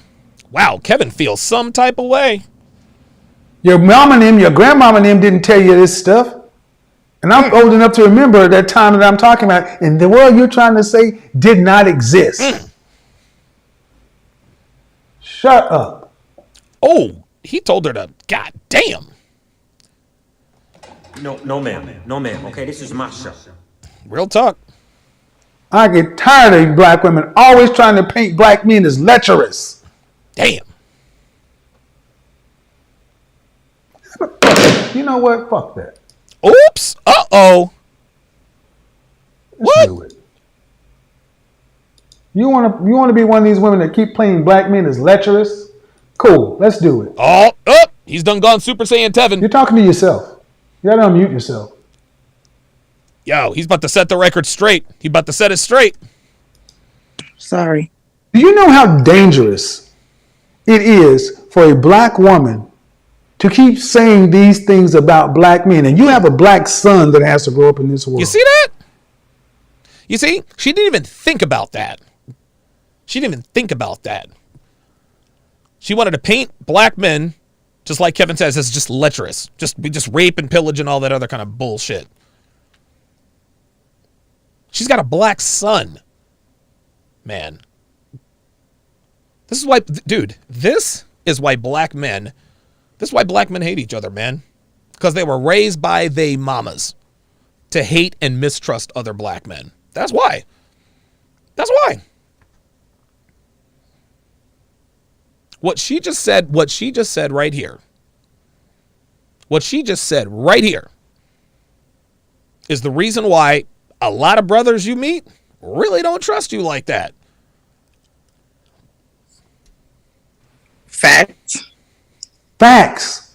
The poison you just tried to spew out is something your son is going to have to wallow through when he reaches his manhood. Damn. But how is it poison if I've experienced it myself? Oh boy, here we go. So now we're making an accusation, right? Now we're making an accusation. Come on, man. Come on. Listen, man, if this really did happen to her, I mean, my heart goes out to her, but like, you can't be, isn't that always the trump card? Men ain't shit because it happened to me. Okay, then that is your experience. Yes. When I said with the community, you tried to act like it was the entire community.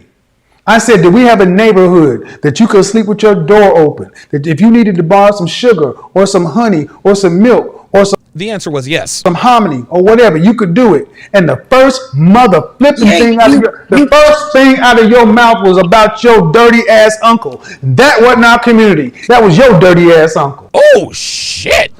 God damn! Oh my God, yo! Hold up, I got to replay that. It myself. If you then that is your experience. When I said with the community, you tried to act like it was the entire community. I said, did we have a neighborhood that you could sleep with your door open? That if you needed to borrow some sugar or some honey or some milk or some hominy or whatever, you could do it. And the first mother flipping thing out of your mouth was about your dirty ass uncle. Oh. That wasn't our community. That was your dirty ass uncle. Oh, that's not. That was your dirty ass uncle. That was not our community. Damn. He said that was your dirty ass uncle. God damn. That is not the community that people died for. That is not the community that the Nation of Islam is talking about. And I get tired of you women that keep coming on here trying to do this shit to black men. Get off my phone. Get off my line. That was all she wrote. That was all she wrote. She fucked up. Yeah, she fucked up. She fucked around and said the wrong thing.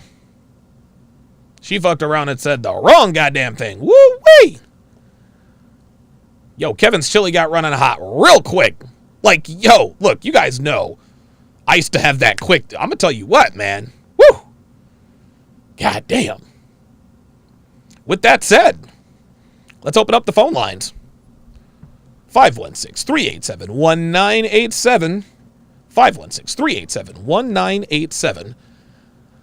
Do women owe men sex after a second date? Now let me explain. Let me just explain what I mean here. That way everyone has sort of a, we can put this into context.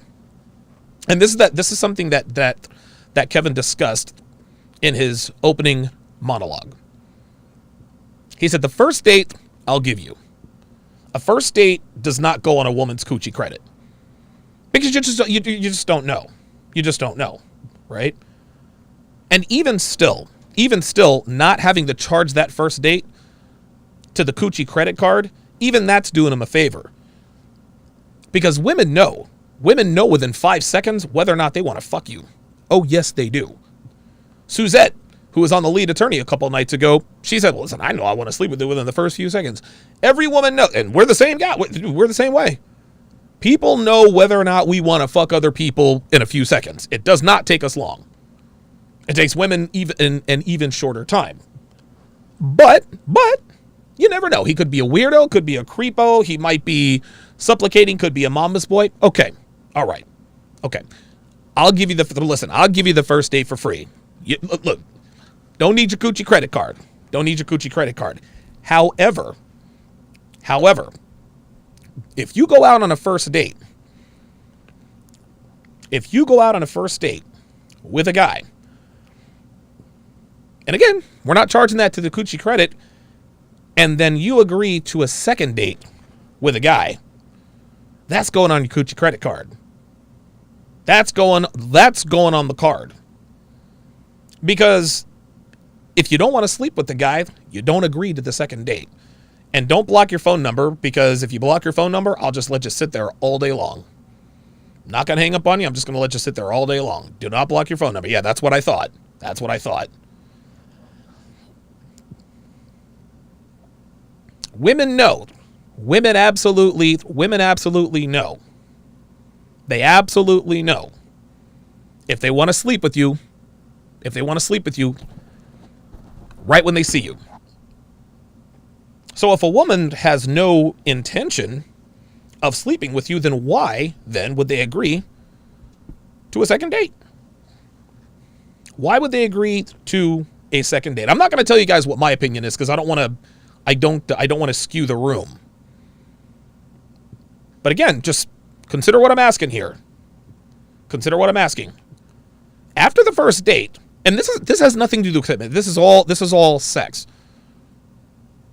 Listen, you've seen each other. You've talked to one another. We're not talking long-term relationships. We're just talking visceral sexual attraction. If a woman knows she does not want to sleep with you again, why would she agree to it? If a woman knows she doesn't want to sleep with you, the only reason why she would agree to a second date is to get fed. So, first date you get for free. You don't have to swipe that Cüüchie credit card. But, if you agree to a second date with a man, to me, there is a reasonable expectation. Oh, she agreed to a second date. There must be mutual interest. There must be mutual interest. Otherwise, why agree to the second date? Right? Why agree to the second date? Interesting question. Do women owe men sex after a second date? This is going to be good. 516-387-1987. That is the number to call. My mouse is getting a little bit. There we go. 516-387-1987. Let's go to Juan in Chicago. Juan in Chicago. Do women owe men sex after the second date? Yes or no? I have to say no. Okay. And tell us why. Tell us why. Because, let's be real here. Women know exactly what they're doing. If they're there to get fed, they're there to get fed. But if she's actually interested in the guy, she will do it out of her own volition. Okay. So you're saying if she's not interested... Wait, I'm sorry. Say that one more time, because I think I misunderstood. Go ahead. Say that again. I said, let's be real. They know what they're doing. Right.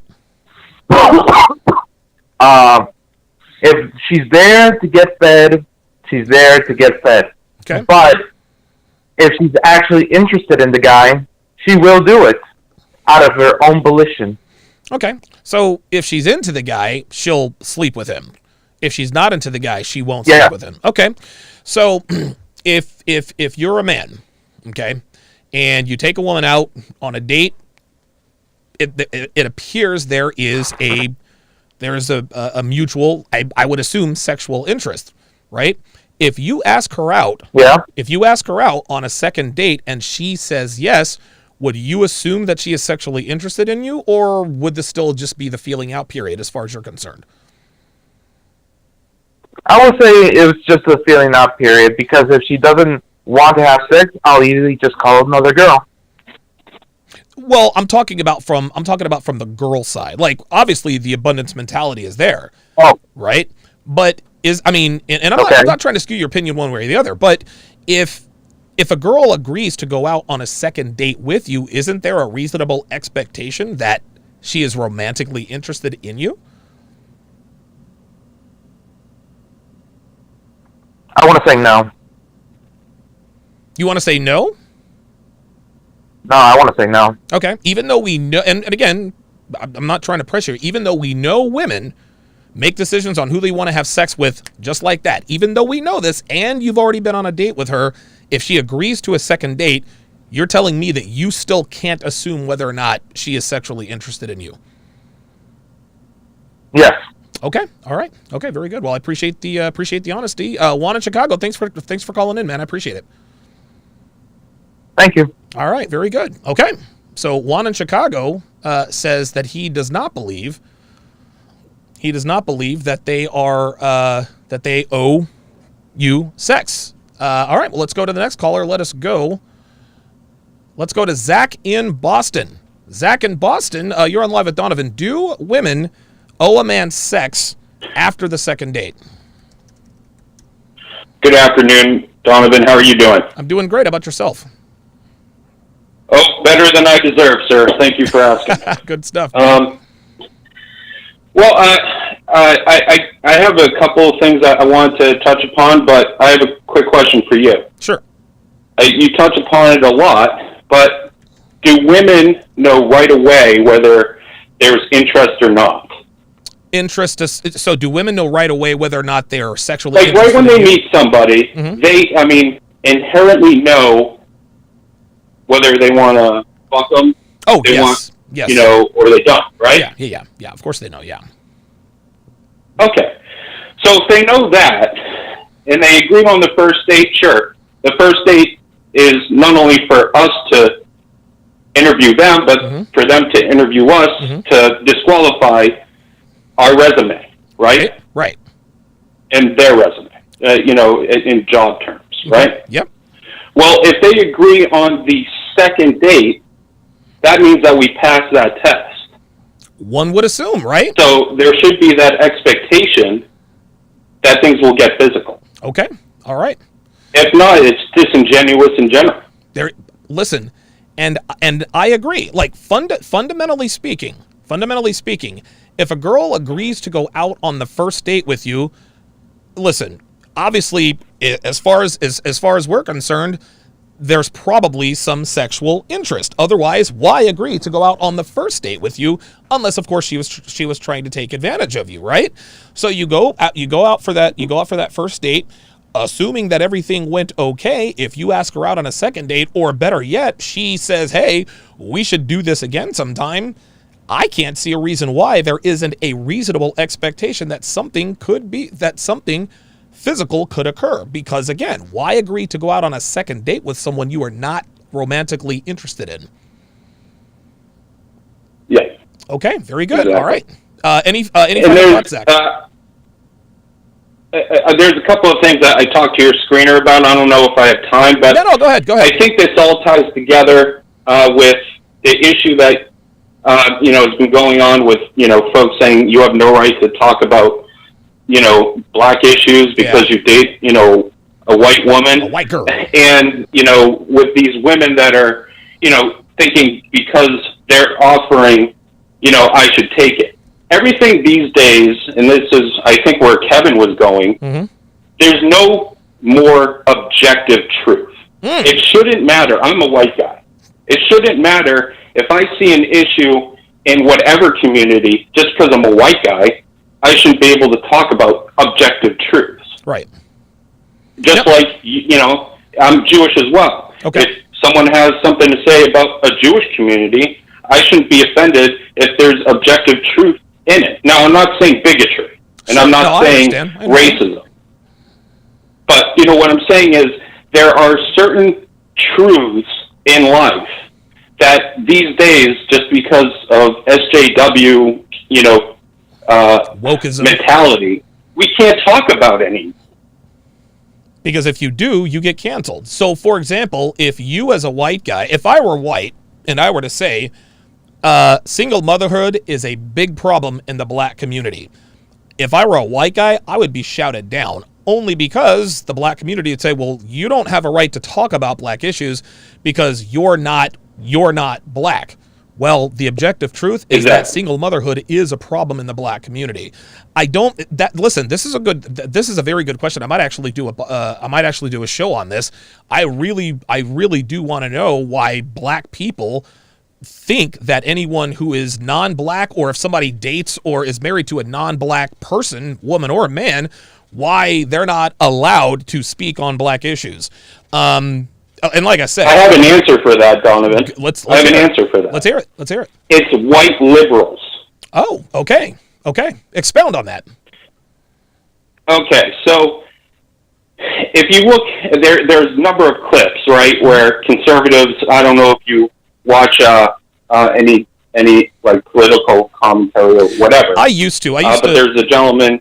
Yeah, I used to watch. I used to watch Bill O'Reilly all the time, but he's been since canceled. But I don't have the time. But I definitely skew more towards the right as far as my political beliefs. But I don't watch political stuff as much as I used to. So. Okay. I mean that's what I do for a living. So part of it is watching this and developing arguments, right? Well, I watched this guy named Steven Crowder. And he does this thing called, Change My Mind series. And it's so funny. There's this clip where there's this black girl and this white girl debating him, and the white girl is speaking for the black girl. Wow. And that's not just an isolated incident. You can go and look at, all these different, situations where there's these protests at these colleges, and people are asking these questions, and you'll see white professors saying, "Hey, don't talk to them." To a minority person. Wow. Why can't they talk to someone who has a different opinion than them? Listen, I agree with you 100%. I can't. Because it's funny, even a former panelist on the 6, which by the way premieres on this Sunday at 8:30 Eastern right here.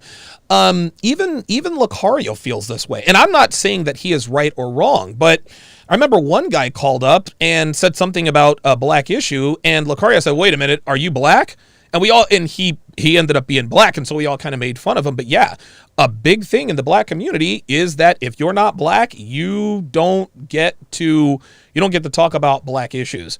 And of course, they've put me in that box because I have a white girlfriend that I have forfeited the right to talk about. I can talk about whatever the fuck I want. Nobody's going to fucking stop me. Definitely not the likes of them. If I want to talk about black issues, I'll talk about black issues. If I want to talk about white issues, I'll talk about white issues. Listen, the black community doesn't control what I can or can't say. My freedom of speech is protected under the First Amendment, and their criticism of me for speaking about black issues when they feel I shouldn't be is also protected under the First Amendment. So I guess we'll just have to go back and forth on that. But that's a very good question. I've never really understood why, particularly in the black community, unless you're black, your opinion, or you don't deserve to speak on it, or your opinion doesn't matter or count. That's a good question, man.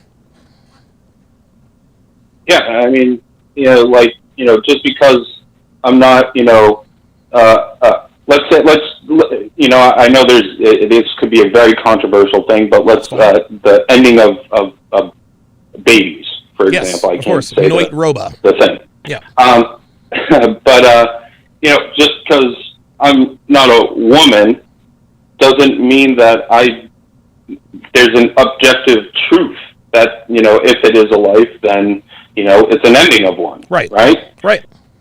It has nothing to do with, because I'm not in that situation, I can't see that objective truth. Well, I'll tell you something here. I'll tell you something else, Zach. It takes two to tango, right? A lot of women say, well, it's my body. It's my body, my choice. Well, there are two flaws with that argument when it comes to Noit Robas spelled backwards. Number one, you didn't make the kid by yourself, okay? The father impregnated you, right? Because I'll tell you what, if she decides to have that kid, she's not going to say, well, my body, my choice, I don't want child support. Oh, no, she's going to hit you up for that child support 11 times out of 10, right?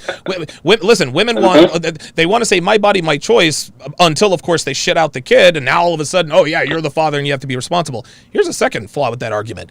Since when do mothers own their children, right? Mothers don't own their kids. The body inside of your body is not your body.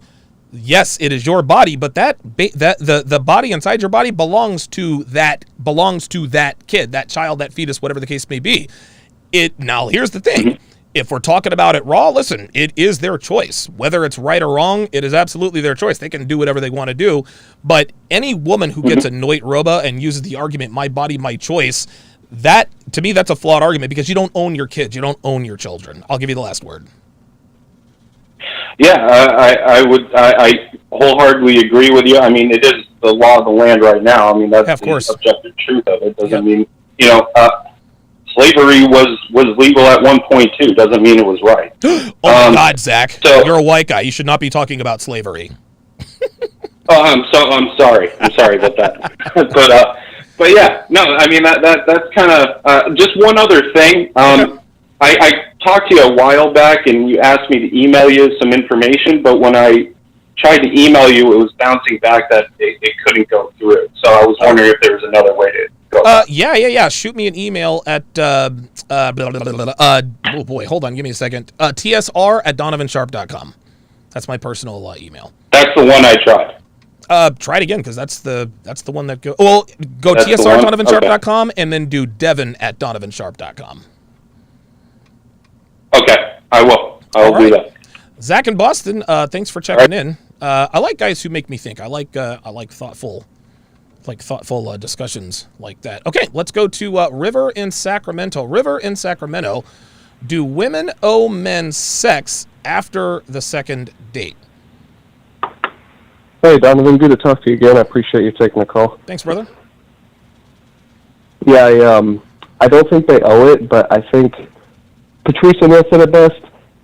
I don't want when can't fucking. I want when not fucking, which is basically like they owe you the chance. Before the date, they can't just say in their head, not till the third date type of thing. Okay. Like because like they talked about earlier, that they know if they want to fuck you or not. They're basically, if they're open to it, they're just waiting. So I would say they owe you the opportunity if you have enough game, sort of a thing. I like that. That is the best. It's basically like that. Listen, I like that. That's the best. That's the best answer I've heard so far.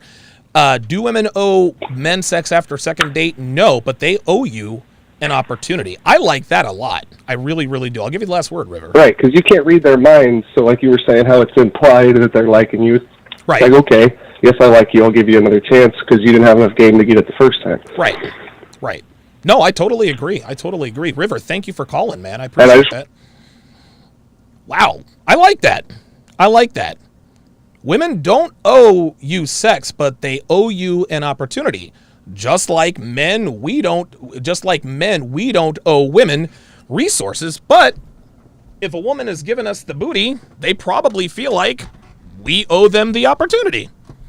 Now, whether or not we give them that opportunity, that's when they get upset, but I like that answer. Man. I really, really do like that answer. Women do not owe men sex, but they owe you an opportunity. Okay, let's go to Awestrike in Maryland. There we are. Awestrike in Maryland. Do women owe men sex after the second date? Yes. Okay. So, thanks, Donovan. I agree with Kevin. He was killing it. And but first I'm going to say there's two kinds of women. You have the pure virgin unicorns. Okay. And everyone else. So if a woman's truly saving herself for marriage, I get it. A man's patience and respect for her virginity is deserved. Okay. But, the least she could do is treat him with respect in return. Okay, in what way? So that's one thing. Okay, I'm sorry. Go ahead. You're right. Well, just like, if a woman would treat someone she's in a long-term relationship with and having sex with respect, she would have to treat him that same way and not, like, with contempt because, like, I wouldn't even have sex with you. Well, she's not having sex with anyone, so... Right. I'll actually add to that. She should just treat him like a husband anyway. Let me add to that, Ostrike. I've talked about this an awful lot because a lot of times, like a lot of people really don't know or understand Like, okay, if she's is she gonna give me sex? Oh, wait a minute, that's not supposed to say River in Sacramento. Is she gonna give me sex? Yes or? There we are. Okay, you guys can see me now. Is she gonna give me sex? Is she gonna give me sex? Yes or no? Here's the thing. We always teach and preach women, and I don't know if you've ever heard me talk about this before, but I always tell women, listen, you're going to have to protect yourself from me. If we're going out, I'm trying to smash. Like 10 times out of 10, I'm trying to smash. And I say this all the time, Ostrike, and I'll let you continue, but just let me finish my thought here. The quickest way to shit test a woman on a date is to try to fuck her on the first date. If she lets you fuck her on the first date, then guess what? You know damn well that she is not a long-term relationship material. She's just not. That's just all there is to it, right? Damn it. Let me work on the camera. That's just all there is to it. But if you really like a guy and you really want to save yourself, the only way a woman can really save herself in that situation is to not just ghost him. If you're not going to sleep with the guy, hey, listen, I'll certainly continue to court you and all that good stuff. But by the same token, you need to show interest. You need to show interest in one. Oh, there we are. You need to show interest in some way. Hang on a second. You need to show interest in some way, shape, or form. So if a girl really likes you and she does not let you smash on the first date, you better be blowing up my phone. You better be, and I don't mean to go on too long here, but the best way for a woman to handle this particular situation is to let them listen. I find you sexually attractive. I'm not bullshitting you here. I really want to have sex with you. I really, really do. But I don't want to, I don't want you to think I'm using you, but I just don't want to go too fast. I really, really like you. I definitely want to keep seeing you. I just, we can do other stuff, but just let's not have sex yet, just so that we can do this the right way. Then the next day, if she's blowing up my phone, hey, how are you doing? I can't wait to see you, blah, blah, blah, blah, blah. If she's doing stuff for me, she comes over, cleans my house, stuff like that. At that point, that's worth waiting for, because now she's acting like a girlfriend she's acting like a girlfriend. But if a woman says, no, I don't want to have sex with you, and then all of a sudden you don't really hear from her that often, that's when you know she's hustling you. I didn't mean to hijack your thing here, but you can go ahead and continue with your thought. Go ahead. Oh yeah, no, you bring up a good point. When I say respect her virginity, it's not like don't try. It's just like no EPAR, and maybe you might still be interested in seeing her even without, getting your needs met. Now, that's not for every guy, but then again, there aren't that many of these unicorns anyway. Of course. But anyway, so if she's a typical 304 who has one-night stands, then I would say she does owe a man sex, probably by the first or second date, because, unless he's doing something to turn her off, and any woman reserves the right to be turned off by anything at any time, then she does owe it. But there's a subtle difference between owing and being required to. Okay. So she isn't really required to, and that means that she's not really required to have genuine interest in the guy before she accepts a date with him, because she knows she can get away with not doing it. Ooh. So I think, Kevin was talking about integrity, and integrity and honor is what compels people to give something owed when it's not required, when no one forces them to do it. Right. So, in my opinion, women are no more honorable than they have to be, and you could say the same for people in general, but they only understand honor when there's shame and punishment for acting dishonorably. Oh, wow. Very, very good point. Hopefully I don't disappear when I sit down. So what do you think of River and Sacramento's? They don't owe you sex, but they owe you an opportunity if there's genuine interest, or do you disagree with that? Yeah, I think that's really the same thing, because if she's a 304, she's going to give it to you. If you're unattractive or you do something stupid, she's not going to give it to you. And if she's one of these unicorns, she won't give it to you. So it's kind of like a different way of saying the same thing. And you know what? It's interesting. If they give you an opportunity and you've got game, you'll get in there. Okay. Very good. I like it. I'll also run this by you, Ostrike, because you call in quite often. When Kevin Kevin says you owe him sex after the second date, I think he is talking strictly to 304s. I think he's talking strictly to 304s. And the reason why I say that is because 304s give up the booty for far less than 2 dates to dudes who really ain't worth shit, right? So if you're not going to let the ain't shit nigga smash, but then you're going to withhold sex from the dude that's actually doing stuff for you, I think that's what Kevin means. Like, listen, if you're going to give it to this dude for next to nothing, then you owe it to this guy to give him some ass because you're giving it to somebody else for free. Yeah, and some of these one-night stands go down in like 5 minutes. So, yes. You know, why should you be, you know, strung along for multiple $500 dates? Dude, kind of totally crazy. Totally agree. Wow, great call and great insight, Ozstrike. I appreciate you checking in, man. All right, my pleasure. All right, very good. Good conversation. Hopefully, there we go. I think it has something to do with my Stream Deck. It's like one of the wires is just a little loose. Oh, shit. Did I go dark again? Oh, there I am. Okay. All right, let's go to Alyssa. Let's go to Alyssa in Florida. Alyssa in Florida, do women owe men sex after the second date? Hi, Donovan. How are you? Doing good. Good. So my opinion on this topic, I do not believe that women owe men sex after the second date. I think it's a little bit tricky to put a particular timeline on it. Okay. And another thing that I haven't heard anyone mention is kind of this idea that's fed to women that you know, you should wait a certain period of time before getting sexually active with a man that you're courting so that he doesn't view you in a lower light, if that makes sense. Yeah, absolutely. Mm-hmm.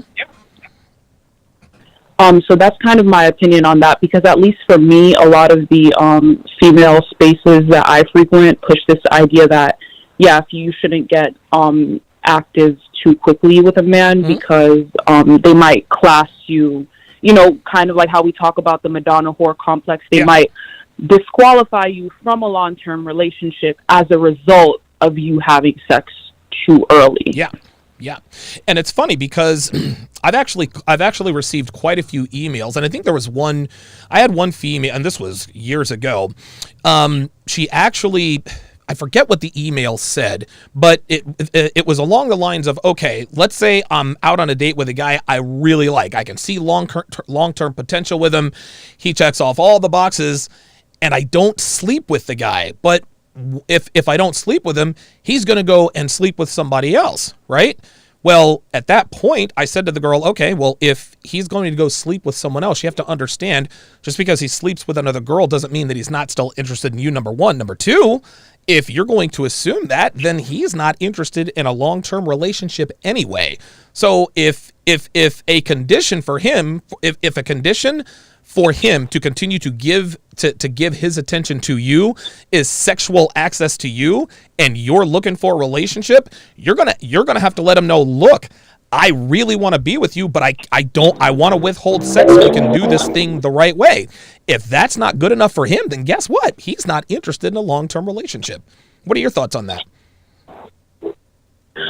Right. No, I 100% agree. I think that's one of my biggest conundrums with me when navigating dating is that, okay, obviously men want sex early, but if you have sex early, they place you in that category, and or if you wait too long, they'll eliminate themselves from the equation. But what you're saying is basically make your intentions known, and if they decide they want to walk away, they can, to not waste both parties' time. Yes. Listen, and how old are you, Alyssa?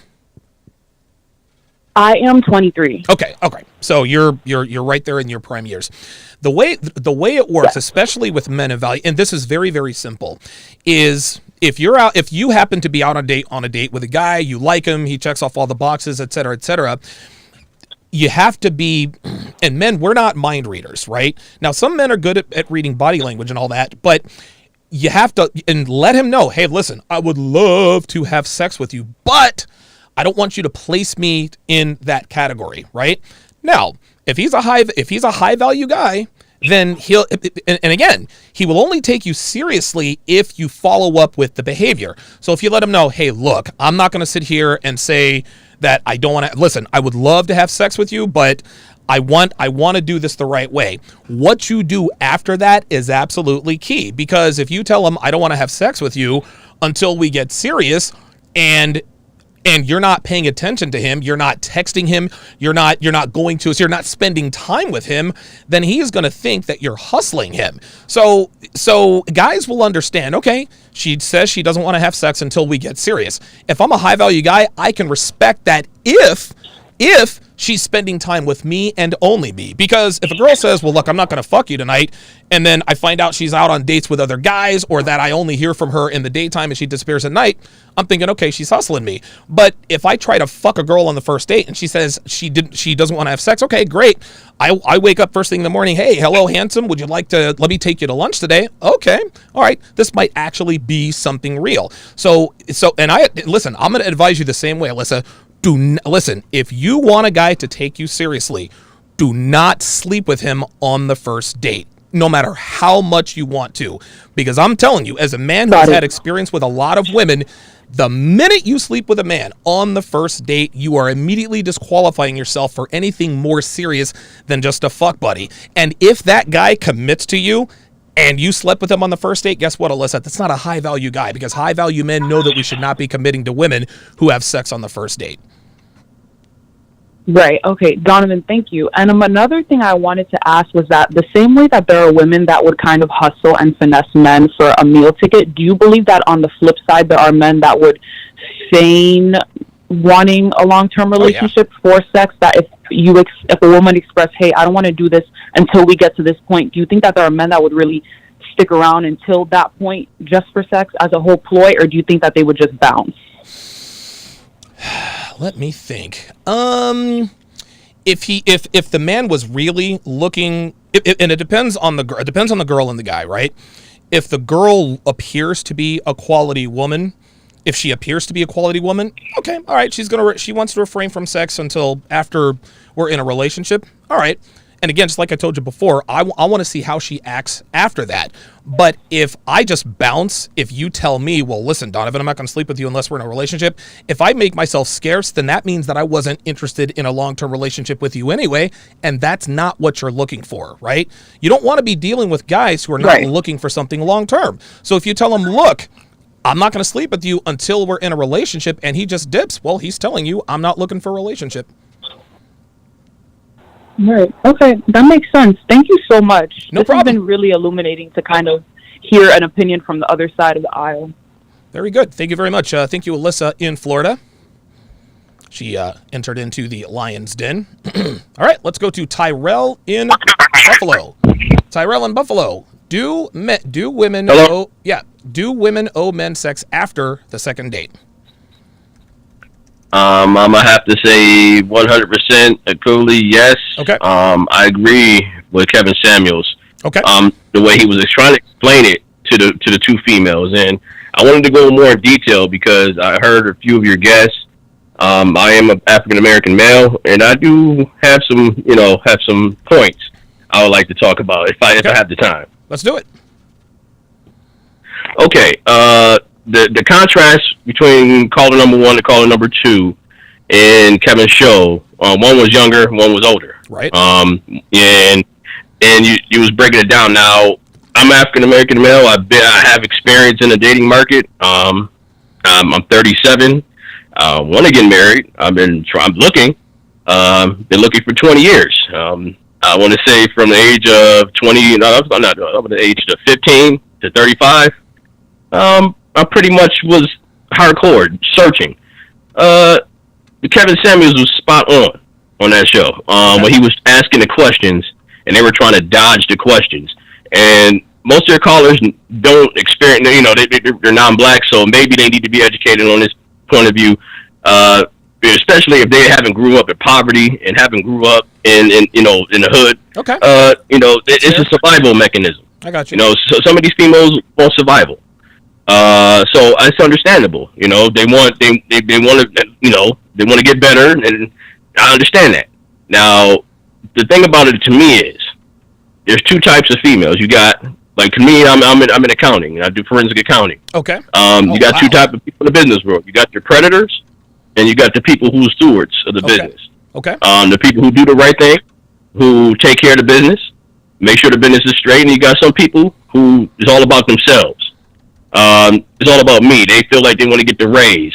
So if they get denied, they start skimming the company. So in that case, I see, through my point of view, the majority of the women out here are predators because A, they either want money or they want the lifestyle that they can't afford, and they want that type of lifestyle without the man. Right. Now, I've seen many situations where one female would juggle, I would say, between 1 and 4 men. Oh yeah. And these are simp men. Yep. Me myself, I'm an alpha male. I tell a female up front in a relationship what I want, and if she says no, okay, that's fine. Okay. You know what I'm saying? That's cool. We can still be friends. Now, I'm not going to go and give you things and have nothing in return, or if I want to help you, I'll help you. That's not a problem for me. For me, I don't like, when females, they're single, have kids, they say, I have no food for the house or something like that. I'm not going to let a child, starve in my eyes. I'll go ahead and do what I have to do and handle my business, even if I'm a friend.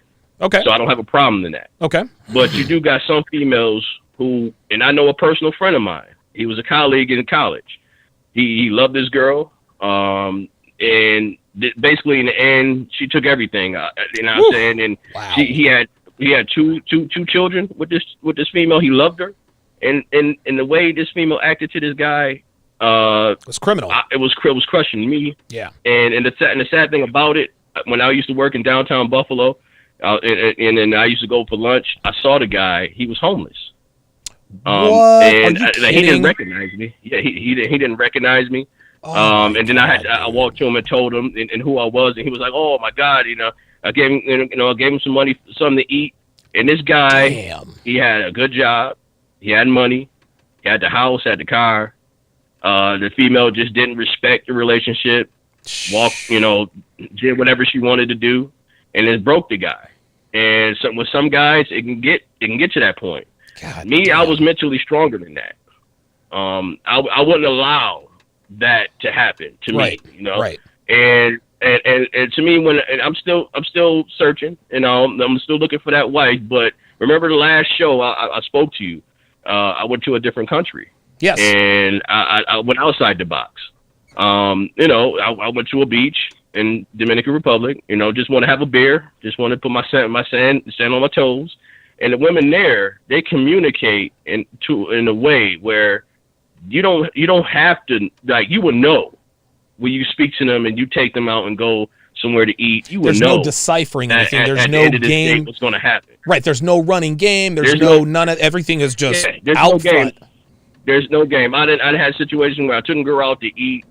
The dinner only cost me $20 American. But this woman was so happy. She had a so happy look on her face. Wow. And when you take them to your hotel or whatever, they know. And I knew because they know they'll take their clothes off, go straight to the shower, and they'll look at you like, "Are you ready?" And to me, it was like, "What? I'm not used to this." You're like, "Hold up, slow down. What's happening here?" Right? You're looking for the cameras. Yeah. I'm like, "Oh God!" I'm like, "Okay." To me, like that was good because they see an alpha male, they see a strong male, they get attracted to that. Yeah, man. And if I did the same thing here in America, if I take a girl out on a $20 date. Oh! What else? You got something else? Oh, and I had a girl tell me, I need my hair done. I need my nails done. That's how they juggle these men. That's how they go to one man for their nails. Check it out. One man for their weave. Right, one man for their phone bill, one man for their rent, one for their car note. You need your nails done? Yes. I need my dick sucked. Yeah, that's what exactly. And at the end of the day, like I live in Buffalo, so it's a small market here. Yeah, and we're at the tops of the poverty line in America. So I see that rampant. I would say 80% of the women here are on that mode as the chick number one that Kevin Samuels was interviewing. She's young, she's attractive. Yep. She wears the weave so she can advertise. Now I do like she's attractive. I would say she's up to 7 to 8 level. You know what I'm saying? She's a good looker. And you know what I know? I known mothers that would tell females that look like that, girl, you better go ahead and get what you somebody got to down. get from him.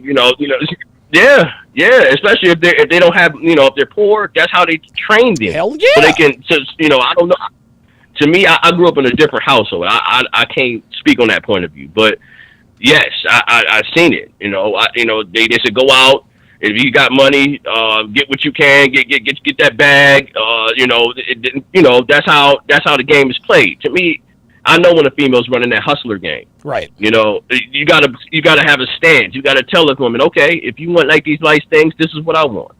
And then if that's how you want to take the next step, take the next step. But if you're a genuine man, and if you say, okay, like say for instance, like a younger guy, and he really likes the girl, and she's genuine, cool. That's a good icebreaker. I would say yes after the second date if they really are genuine. But you got some women who will lead a man on just like that first caller and will not have sex with that guy, and that guy will be paying the rent, paying the weave, paying whatever. And that's the predator side. That's the side I don't really. To me, if I find out a chick like that, she's done. I'm deleting the number. I'm cutting communication. I don't want Tyrell. nothing to do with that. All right, yeah, let me. I'll go ahead and give you the last word. I'm gonna get to the other callers.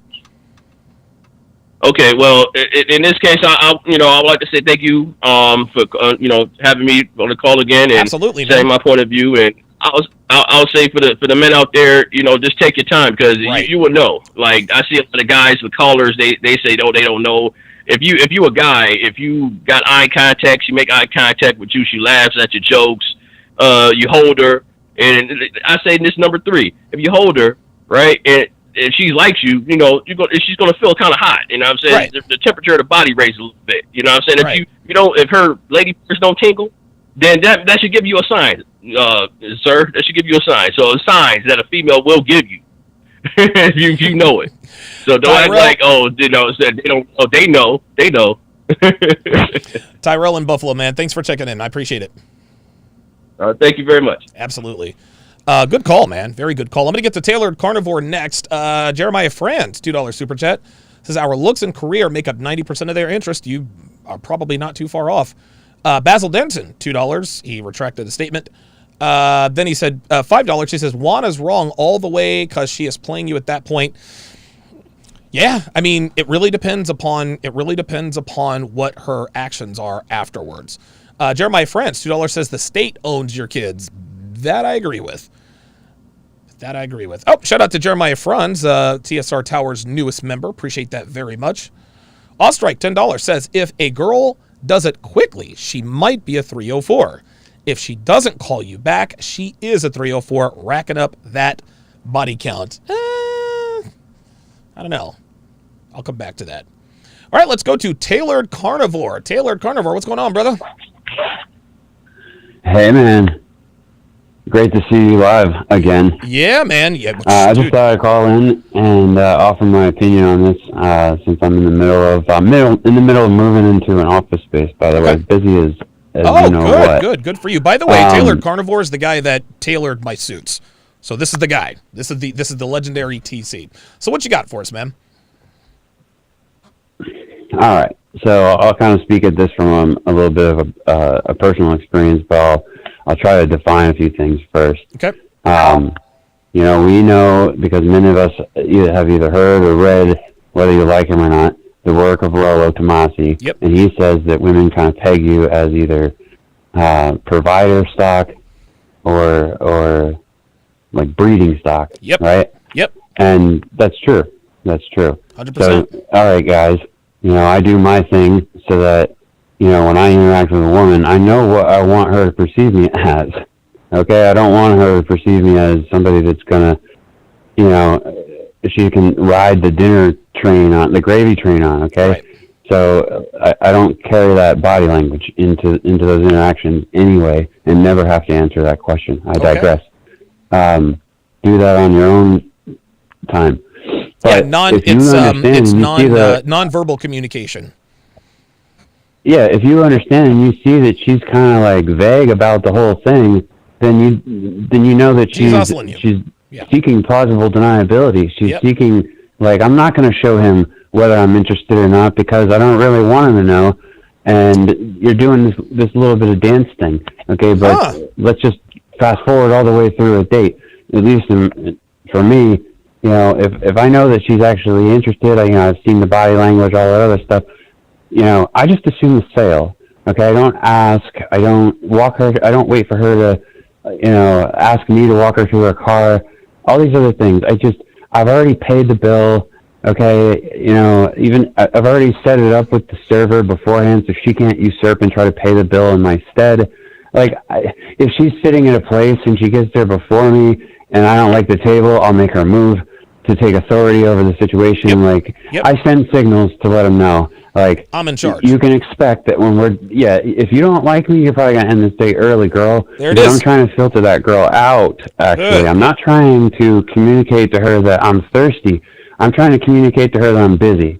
Okay. Okay, and that she needs to weigh out her decision making appropriately, because in reality, even though I'm busy, I'm not entitled, and I don't think that she owes me anything, and know that she owes me nothing. Right. But there is that still nuanced expectation on one side or the other after the fact, where it's either she feels like she's presenting that she owes you. Maybe she feels like she owes you, right. Or she's sensing that you think she owes you, right? Even though she doesn't. And you right? do not want like to do women, that. You do not women want to know give that feeling. Yeah, legally, all those other stuff, like they owe us nothing. But in terms of just social credit, yeah, they do. If at the end of a second date, but if they're going on a second date with you, and there's not like an understanding there already, or some body language there already. Mm-hmm. Like, here's what I mean. Kevin Samuels talked about dick discipline, and I'll talk about this, how I play this card. I go into a date scenario, I can tell the girl likes me, I like the girl, chemistry's all there. We both kind of open up to the idea of smashing. We could do it. I don't walk her to her car, I just start walking her to my car. Okay. Like, I'm sending signals. Like, I'm leading you to logistics that are for what we're doing here. She may or may not put up an objection. If she doesn't put up an objection, it's home free, right? We could take it and do it. Okay? Maybe she is even expressing like overly interested, right? Like to the point where it's like, geez, this is on a silver platter, totally easy for me to take. That's usually when I actually pump the brake. Okay, hold on, let me stop you right there. So after you pump the brake, what are you telling her then? Because at that point, to me, that's almost like I don't want to say a check or checkmate situation, but that could be some awkwardness. So how do you communicate to her, hey, look, I'm still in charge and it's all good?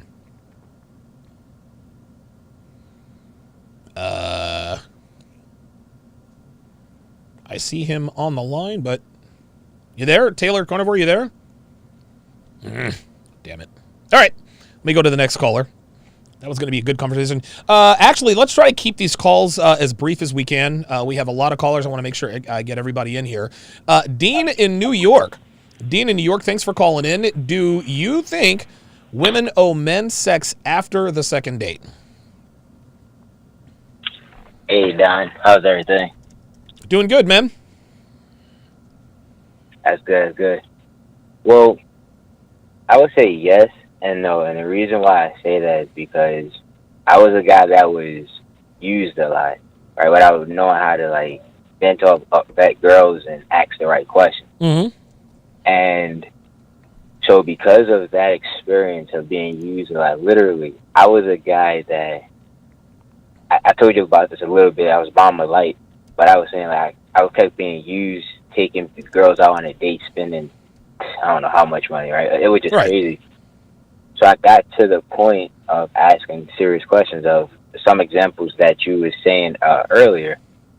And now I got to the point where I was like, yeah, on a second date, that shows she's interested. And again, when the other guy said that, yes, if you have some game, you know, they'll give that to you. But at the same time, I also realized they don't owe you what you expect from them. Okay. Even though they expect something from you. Okay. You can't expect it from them. And this girl, my mom actually, I remember my mom, she adopted me, right? So I'm an adoption. And she's from DR. So she told me something one time that changed my life completely. She's still married, by the way, and so are her parents. He said, focus on yourself. These women nowadays are not the women that you think they are.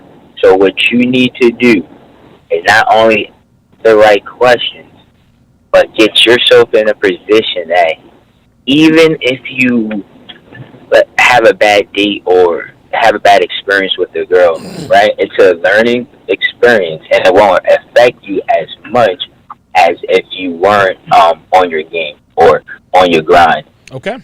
I was like, what do you mean? And she basically told me that as you level up, and a man, she can't speak for a man, but she's saying, because she's married to a guy who's successful, and I have respect for this guy, like, completely. Okay. He told me, outside of what she said, he was like, man, let me just tell you how it is.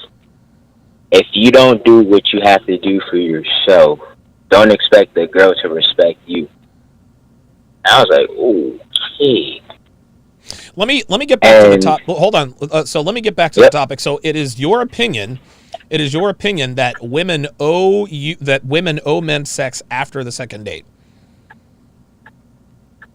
After the second date, I would say the third date the latest, because if she doesn't do it on the second date, when you was explaining a little bit earlier how she has some value of herself if she doesn't like rush it, right? And she qualifies for that third date. Like the second one is appetizers, and the third one is the okay. You know, I can either make her dinner or take her out. Okay. To dinner. Yeah. So I would say after the second date, not specifically on the second date. Depend on the girl too. Okay, very good.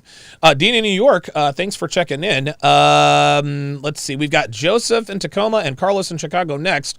Let's try to keep these as brief as we can, guys. I want to make sure I get to everybody. Let's go to Joseph in Tacoma. Joseph in Tacoma, I actually used to live in... Yo, what up, fam? Hey, what's going on, man? I used to live in Steilacoom, man, if you can believe that.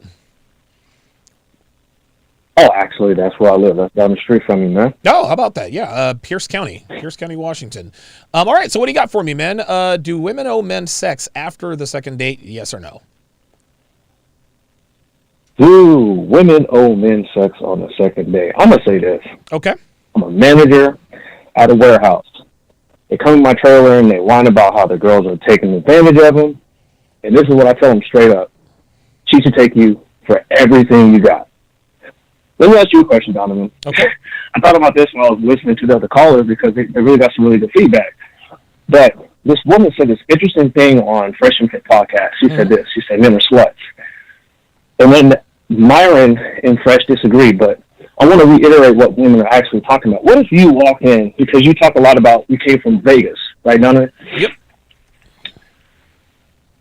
You walk in the door. You go in the building. You slip in a 20. $3,000. You win. You're gonna be like, what the fuck? Hey, I got some money to lose. You throw in another 20.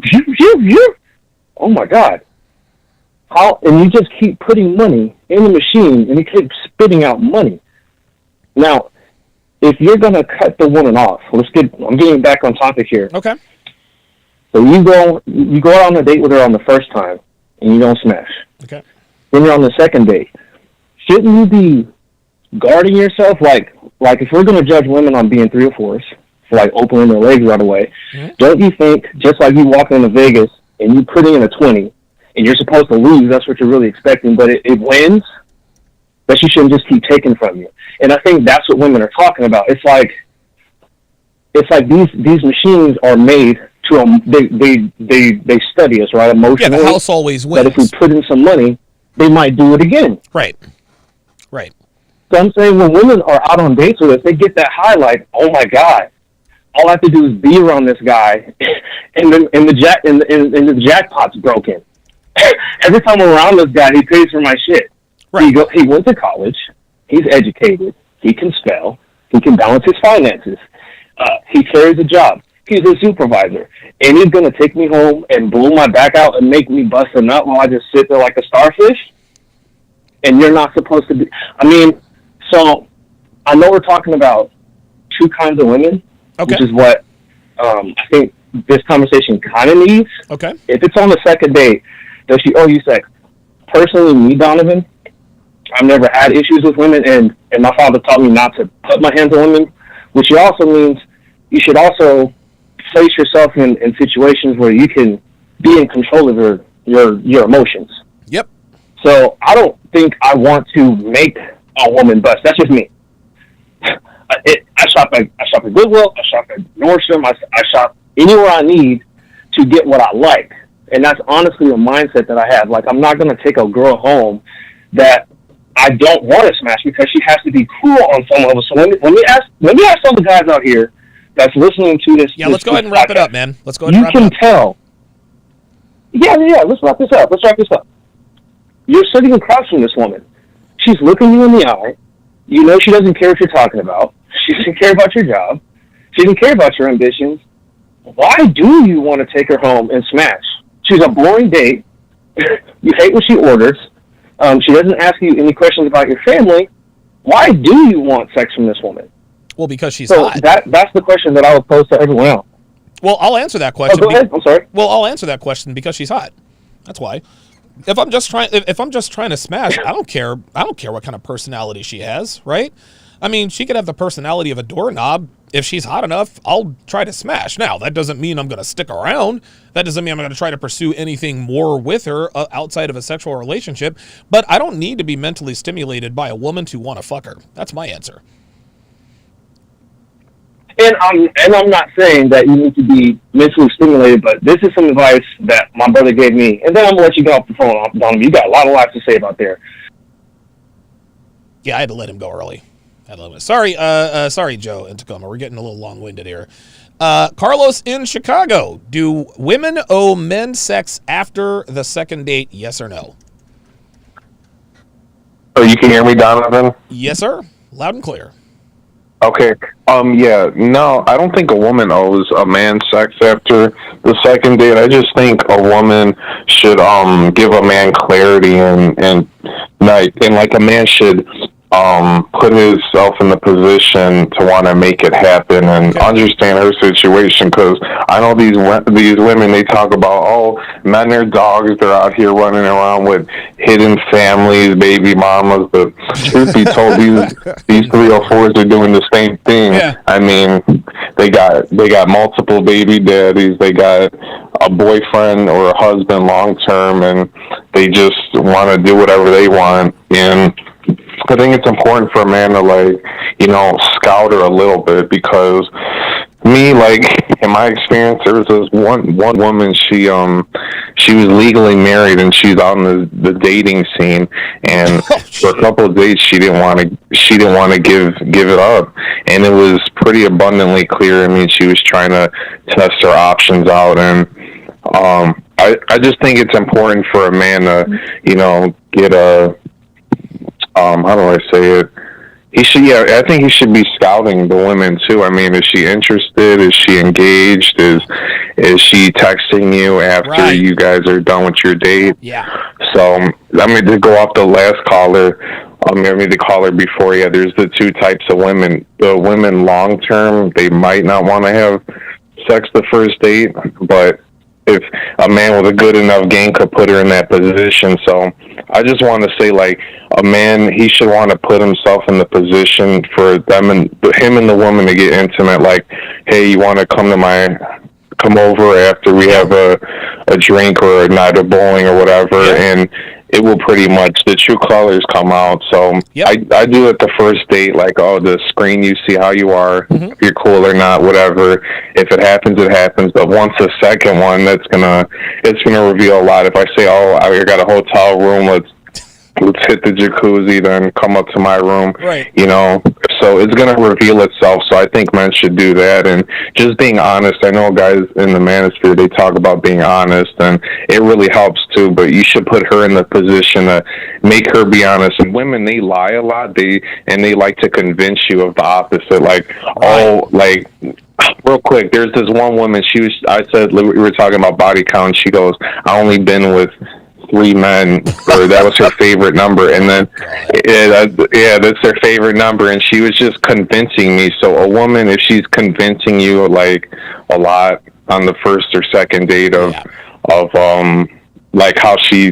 how loyal she is, or how interested she is in you. I mean, you just gotta have good game and just get out there with the women and just see how they act and put yourself in the position to get intimate with her, and that will just show the true colors. I agree with you 100%, Carlos, and I'll leave you with this. Law number 24 of the 49 Laws of Sharp specifically states the more a woman tries to convince you of something, the more likely the opposite is true.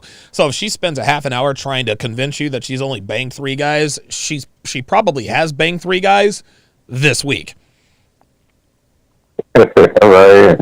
Yeah, that's true. Carlos. Yeah, these women, they do that. All right, man. Take care, Donovan. All right, appreciate that. Good call from Carlos in Chicago. Yeah, listen, Carlos is right, guys. Carlos is right. And a couple of you guys have also alluded to this. You have to put yourself in a position to be intimate. Hey, would you like to come back to my place for dinner? That is an open invitation. Listen, I am trying to set the mood. If a woman is not interested in you, she will not come back to your place, at which point you don't have to waste any more time on her. A lot of guys are afraid to just go for it. Hey, we had this couple of drinks. Let's head back to my place and, let's head back to my place for a nightcap. Maybe make some shrimp fettuccine Alfredo or something.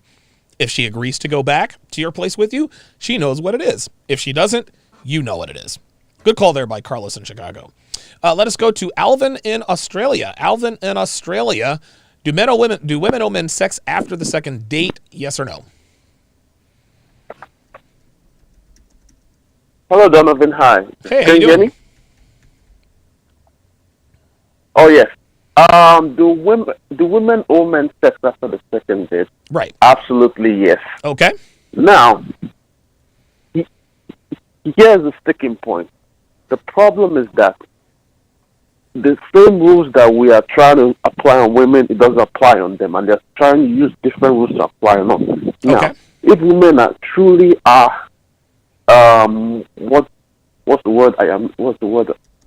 Sexually interested? If they are reasonable and as Kevin Samuel used to say, virtuous. Okay. They will state all what they want clearly. Like as a friend of mine says, when you're dating a woman, you need to read the contracts properly because they're writing in such a way that's very small that you can't see properly. So we're talking they don't contracts state now, what right? they want clearly. Yeah, exactly. Hey, that's how it is, though. That's how it is. So, yeah, they don't state it properly. So the problem is that, yes, a lot of guys don't have game. So we cannot expect, as Kevin Samuel said, you cannot expect 80% of the male population to alpha up. It's not going to happen. Never going to happen. Right. So what's going to happen? These average ladies are going to be smashing guys left, right, instead of taking their money and their resources. So, and if a guy does that, the whole world will come down on you and say, "Oh, you're taking advantage of this women," blah blah blah. Exactly. But when women do, it's Tuesday, So, at the end of the day, the actual point is that yes, men deserve sex on the second date. Okay. If everything is normal. Okay. But we all know that never happens. So at the end of the day, a man needs to do some research. Yes. On what kind of girl he's going out with, if she has genuine interest in him and all that. And of course, all of us went through this stage of, we took a girl out and we didn't have game or all that, and they burned us bad. And maybe it was first one, second, or the 100th one that burned us that we now have to alpha up or go through the red pill rage at some point or another. So eventually, unfortunately, the guys get there. How long it takes us to get there, who knows? Who knows? Only but time will tell at the that internet, point, though, right? Most of us are getting there quicker than it would have happened, I don't know, maybe 50 years ago or so. So I guess it is what it is. So it's a nice conversation, but I know a lot of women are going to disagree with that point. But if we flip the genders and say, okay, how long should a man be stringing along a girl before he calls her his girlfriend? Right. It's almost, and thanks for the call, Alvin in Australia. He makes a very good point. it's the same dichotomy, right? Let's say a guy is having sex with a girl, but he hasn't made her his girlfriend, right? So now the question becomes, well, do men owe women commitment after he's been having sex with her for a month? Right? Now, most men would say, well, the answer is no. I'm not obliged to give you commitment because you've given me sex. Like, I need more than that for me to give you commitment. However, we don't really want much from women other than sex. That's just what we want. This is not like, and again, Myron talks about this all the time. Women don't call it a value. They don't think of this as a value exchange. They think of this as a value loaded exchange.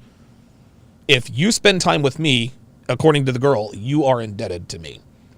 Okay, very good. Let us go to Joe in California. Joe in California. So you want to talk about being able to talk about race issues? Go ahead. Yes. Hey, Donovan.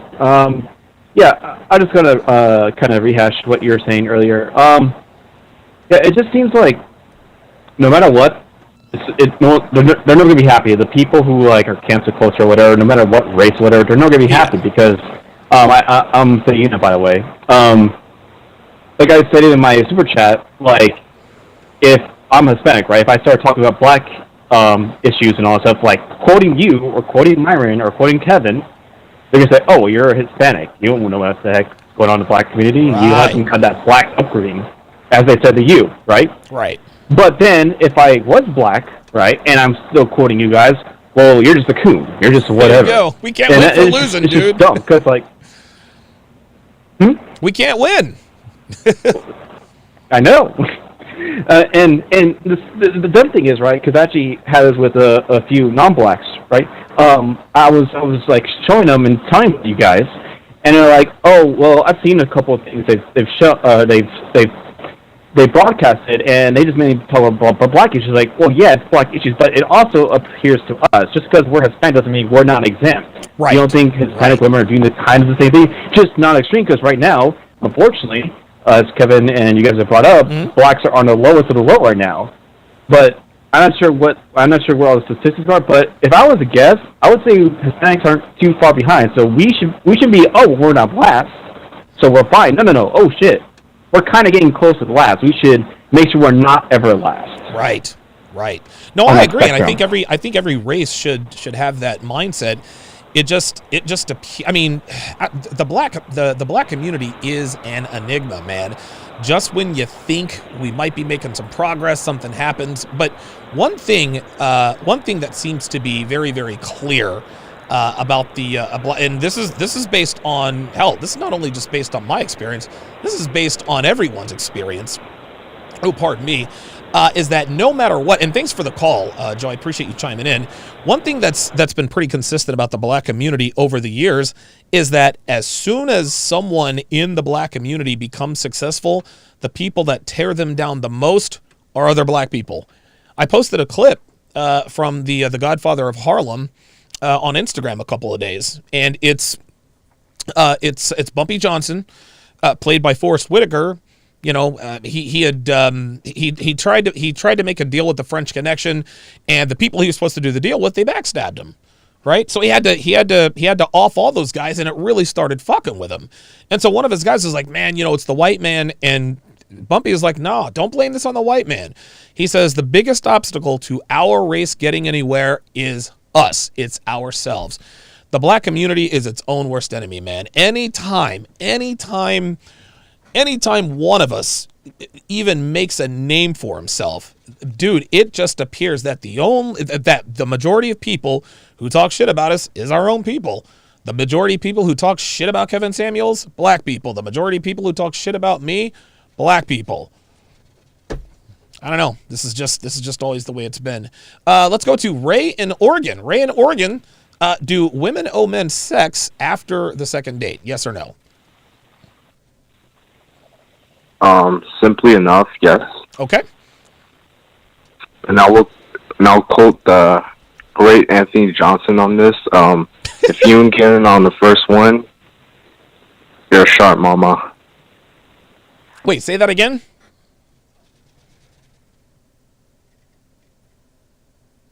Okay. All right, Ray, call back in.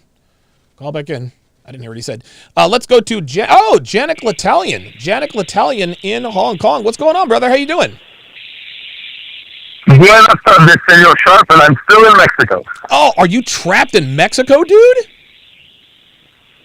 Till the 27th, because I have to take a flight going through Tokyo and not through the States. Hey, I'm enjoying it here, so it's all good. Oh, my God, dude, that is crazy. All right, so what you got on the topic, man?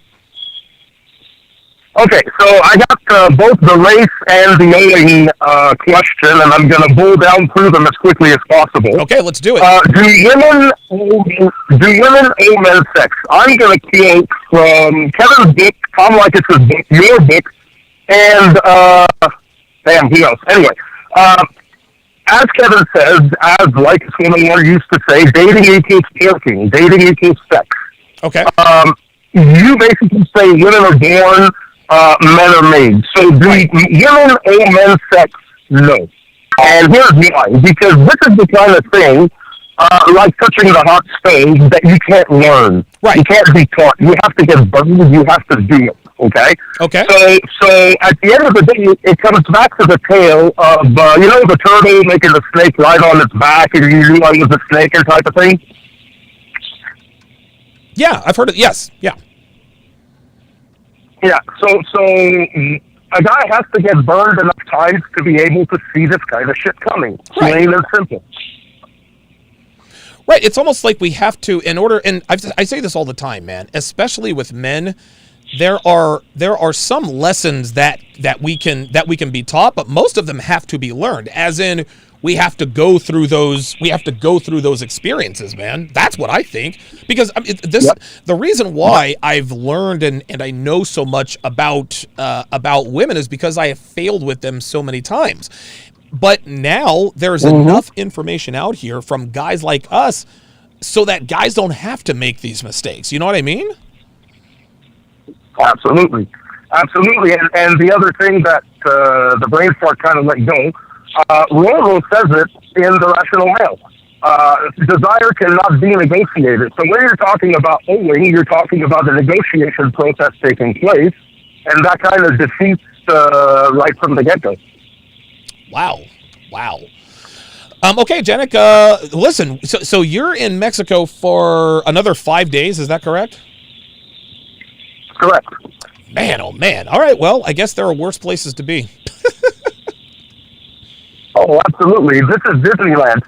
And very quickly on the race thing, okay? Yeah, let's do it.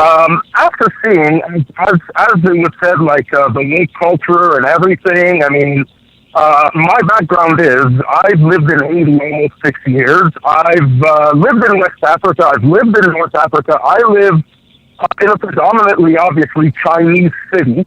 And looking at people's behaviors, I've come down to the answer I give all the time, and I get dirty looks out of it, is it's only considered racism if you're white.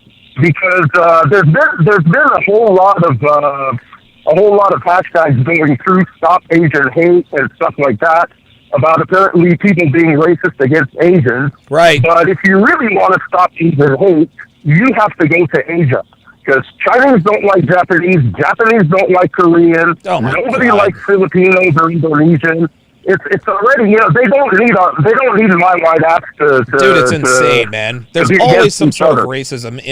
Dude, there's always inward, dude, like Hawaiians are the same way, man. There you go. And you have no idea, like, as I said, like living in Haiti, I grew up there. I speak the language better than most kids I know. That's why you speak French. See something like a hurricane or an earthquake or something that absolutely blows Haiti to pieces, but yet Dominican Republic right next door doesn't get shit, and I actually point that out, then I'm all of a sudden wearing the white sheets, burning crosses and everything, yet I'm Canadian. Well, Janik, listen, man, good luck there in Mexico. Hopefully you get out of there on time, and we'll talk soon, brother. Okay. Janik L'Italian calling calling from Mexico. Like, listen, I guess he got trapped there. Yeah, if your call dropped, call back in. I'll leave the lines open. Tailored Carnivore, if you want to call back in, please do so. Ray in Oregon, I think we got cut off. So Tailored Carnivore, Ray in Oregon, give me a call. Let's go to Cali West in Miami. Do women owe men sex after the second date? Yes or no? That's a no. Okay. But I'd like to provide an explanation. Let's do it. Okay. Hey, can I answer two questions? I want to answer the racist question and sure. Yeah, go ahead. All right. Let's go to the dating question. So does a woman does a man deserve sex after the second date? No. But even though a woman, because let's be real, we don't want your sister or your mom to owe somebody just sex because they took them out on a date, twice. Right. But what women do owe men is, clarity. Hey, before I go out with you on the first date, I'm still talking to my ex-boyfriend, or hey, I just broke up with my ex-boyfriend 2 weeks ago. At least let the man know what it is, what's your mind state going. Okay. If you want to be a nun and you're celibate, telling you're celibate, that way he could pick and choose whether he wants to spend that money and take you on a date. He could use that opportunity to get out another girl that he might be interested in. Right. So that's the problem with women. And that's the main reason why men don't take women out on dates anymore, because we caught on to the trick. That's we caught what I'm on saying. to the fact that and girls don't like that. Say that again, sir? That's what I'm saying. And girls don't like that because we've like dudes are up on game. Like dudes are not spending money on ain't shit bitches who don't want to who don't have any sexual interest in them. Like guys know how to really, or a lot more guys than used to. We know the difference between a woman who really is genuinely interested in us or a woman who's just interested in taking advantage of us. Exactly. Let's just be real, Donovan. We're about the same age. I'm 42. Okay. And I remember back in the day when, you'll take a girl out. I remember the golden rule was at least 3 dates and you'll get some or something. That's right. Dates were less expensive back then. Right. But now these girls want to take you to, they want you to take them to Ruth Chris, Houston, and places like that. Fuck Some of them that. ask you for money up front before you even take them out. That's so, insane, man. it's just like, they're taking advantage and they're squeezing the hell out that, out the juice out of men. And, we kind of caught up and we kind of know. And what also helped us was social network, because these same girls we took out and they didn't give us any play, we watched them on Instagram or Facebook go out with other guys who knew was not taking them out. So, the game is up. That's just how I feel about that. So, no, they don't have to give us sex, but they should be transparent. And they're not. And that's why, as men, we're doing what we have to do. There you go. Can I answer the racist question? I'm sorry. No. Go ahead. Yeah. Answer the racist question. Yeah. What's your opinion on if you have a white girlfriend, you're not allowed to speak on black issues? Okay. All right. I have a question. I have a rebuttal question for anyone who actually believes that. Okay. To believe that someone who's with a white girlfriend, or even a white man, can't even say anything about black people. Okay. A doctor. Your doctor is not sick, but if you're sick, you go to your doctor. You don't go to someone else who's sick necessarily, right? Right. Because somebody else could give you a objective point of view. Okay, I understand that white people may be racist. Sure. At times, not all white people, but white people. We do know white people can be racist. But if you just take away from that, let's just take that away from a moment. Okay. If you want to be part of a community, and let's just say, for example, black people, for some reason, they have a want to be okay with white people, when they choose to be. So if you want to be part of the society, you have to kind of let them be in on the conversation. Right. Because if they're the problem, you're gonna have to discuss it with the problem. Honestly, right? Honestly, Kelly, I think this is my opinion. Anybody who subscribes to the idea that that you can't, you forfeit your right to talk about black issues if you're dating someone outside your race, dude, that's bullshit. That's bullshit. To me, that's just as if you're not black anymore. Well, yeah, exactly, man. And to me, that's just envy. Honestly, to me, that's just envy. Dude, half these niggas out here who are pro-black and would never date a white girl secretly wish they could date outside their race. And they can, but they don't have the requisite strength to sort of break free from the community and say, fuck you, I'm going to date who I like regardless of her race. They don't want to do that because they don't want to get turned on by the community. They don't want to get shamed. And so, and this is what a lot of people do when they know that there's something that they want that they either can't or won't have for one reason or another, is that they pretend to be against it. It was just like Kevin Ray Wilder and Grand Cam, right? Well, kicking a girl out of your house for disrespecting you isn't something you should do. Of course it's something you should do. They're afraid to do it, and they know they're afraid to do it, so they pretend that that's not the right way to circumvent having to explain that they're afraid. And that's okay, just keep it real. One thing that niggas do all the time, niggas do this all the time. They pretend a non-black woman is unattractive just to sort of throw in like a stiff jab, like, she's not attractive. Dude, most of these niggas would smash white girls if they could, but they can't, so they act like they don't want to. I'll give you the last word. Oh, right, of course. And it's funny because, this is a black man who would talk about, they won't date a white girl or they won't date a girl outside their race. But, I mean, the prime example is you can look at the black girls that they date. Are the black girls that they date, are they pretty? Do they have their own real hair? I mean, are they classy? Are they submissive? We could go on and on about that. God, yeah. But one thing about black people we feel is that, on one hand, we want to say, white people can't say anything to us.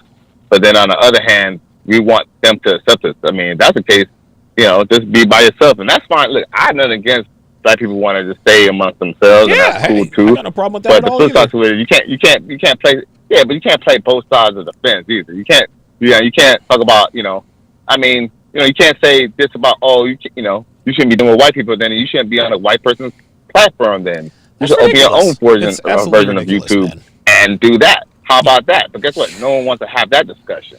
Honestly, man, people who are pro-black are black supremacists. They are. They believe that, and it's funny because every race has its strengths and weaknesses. But pro-blacks would have everyone believe that we're the biggest, the strongest, the most intelligent, the most genius. Dude, you can't have it all. You can't have it all.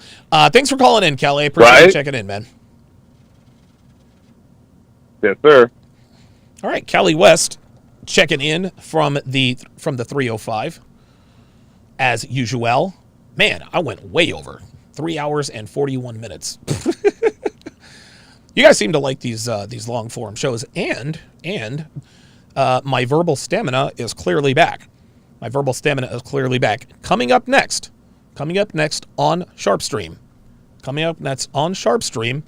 We continue the F-Boy Island breakdowns. If you want to watch, absolutely free, download the Sharpstream app.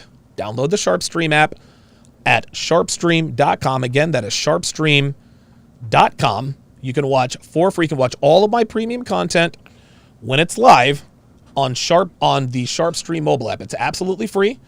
You can download it for either iOS or you can download it for Android. And guys, hey, listen, don't forget. Let me quickly remind everybody, don't forget, as I look for this graphic again, don't forget, season 5 of the 7 starts the day after tomorrow. Season 5 of the 6 starts the day after tomorrow. The 6 will premiere season 5 the day after tomorrow. That is Sunday, October 24th of 2021 at 8:30 p.m. Eastern, 5:30 p.m. Pacific.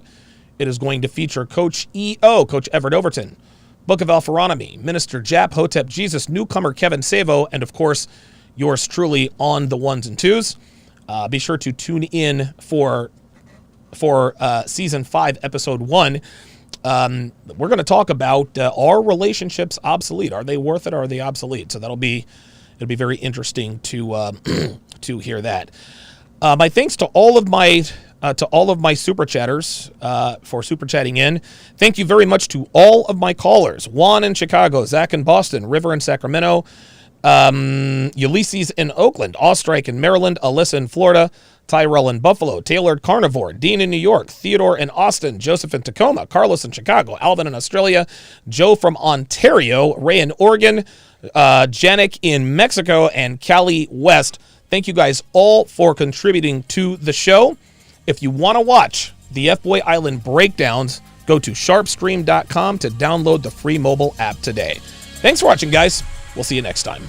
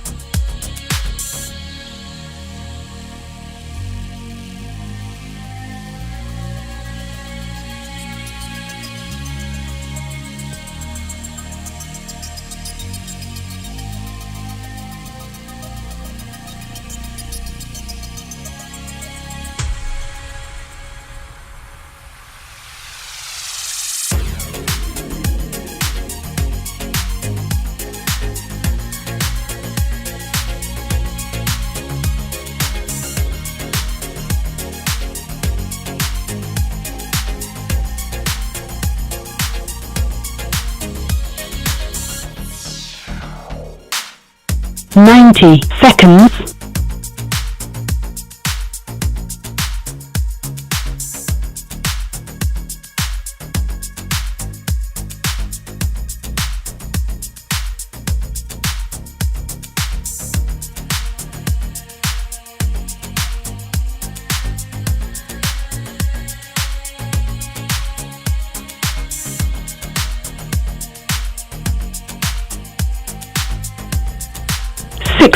Seconds.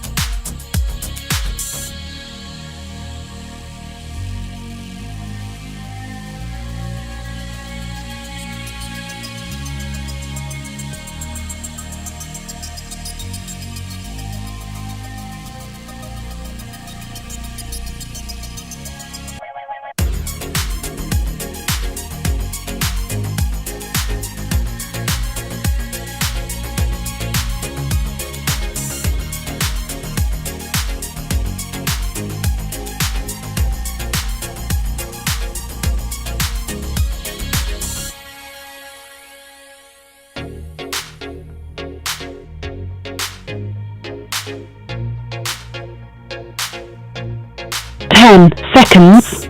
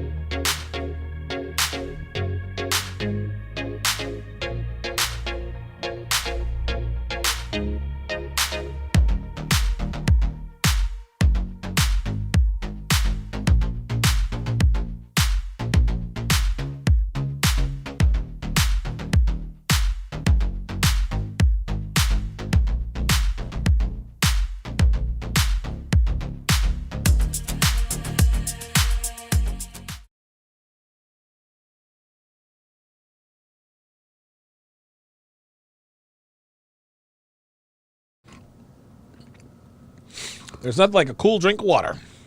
All right. Welcome to the F-Boy Island breakdown on a Friday. Thank you all for joining me.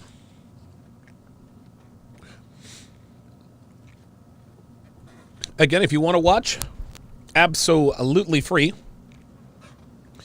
download the SharpStream app on sharpstream.com. So at this time, I'm going to say goodbye to all of my live audiences. YouTube, DLive, MGTOW.tv, Facebook. Did I say DLive?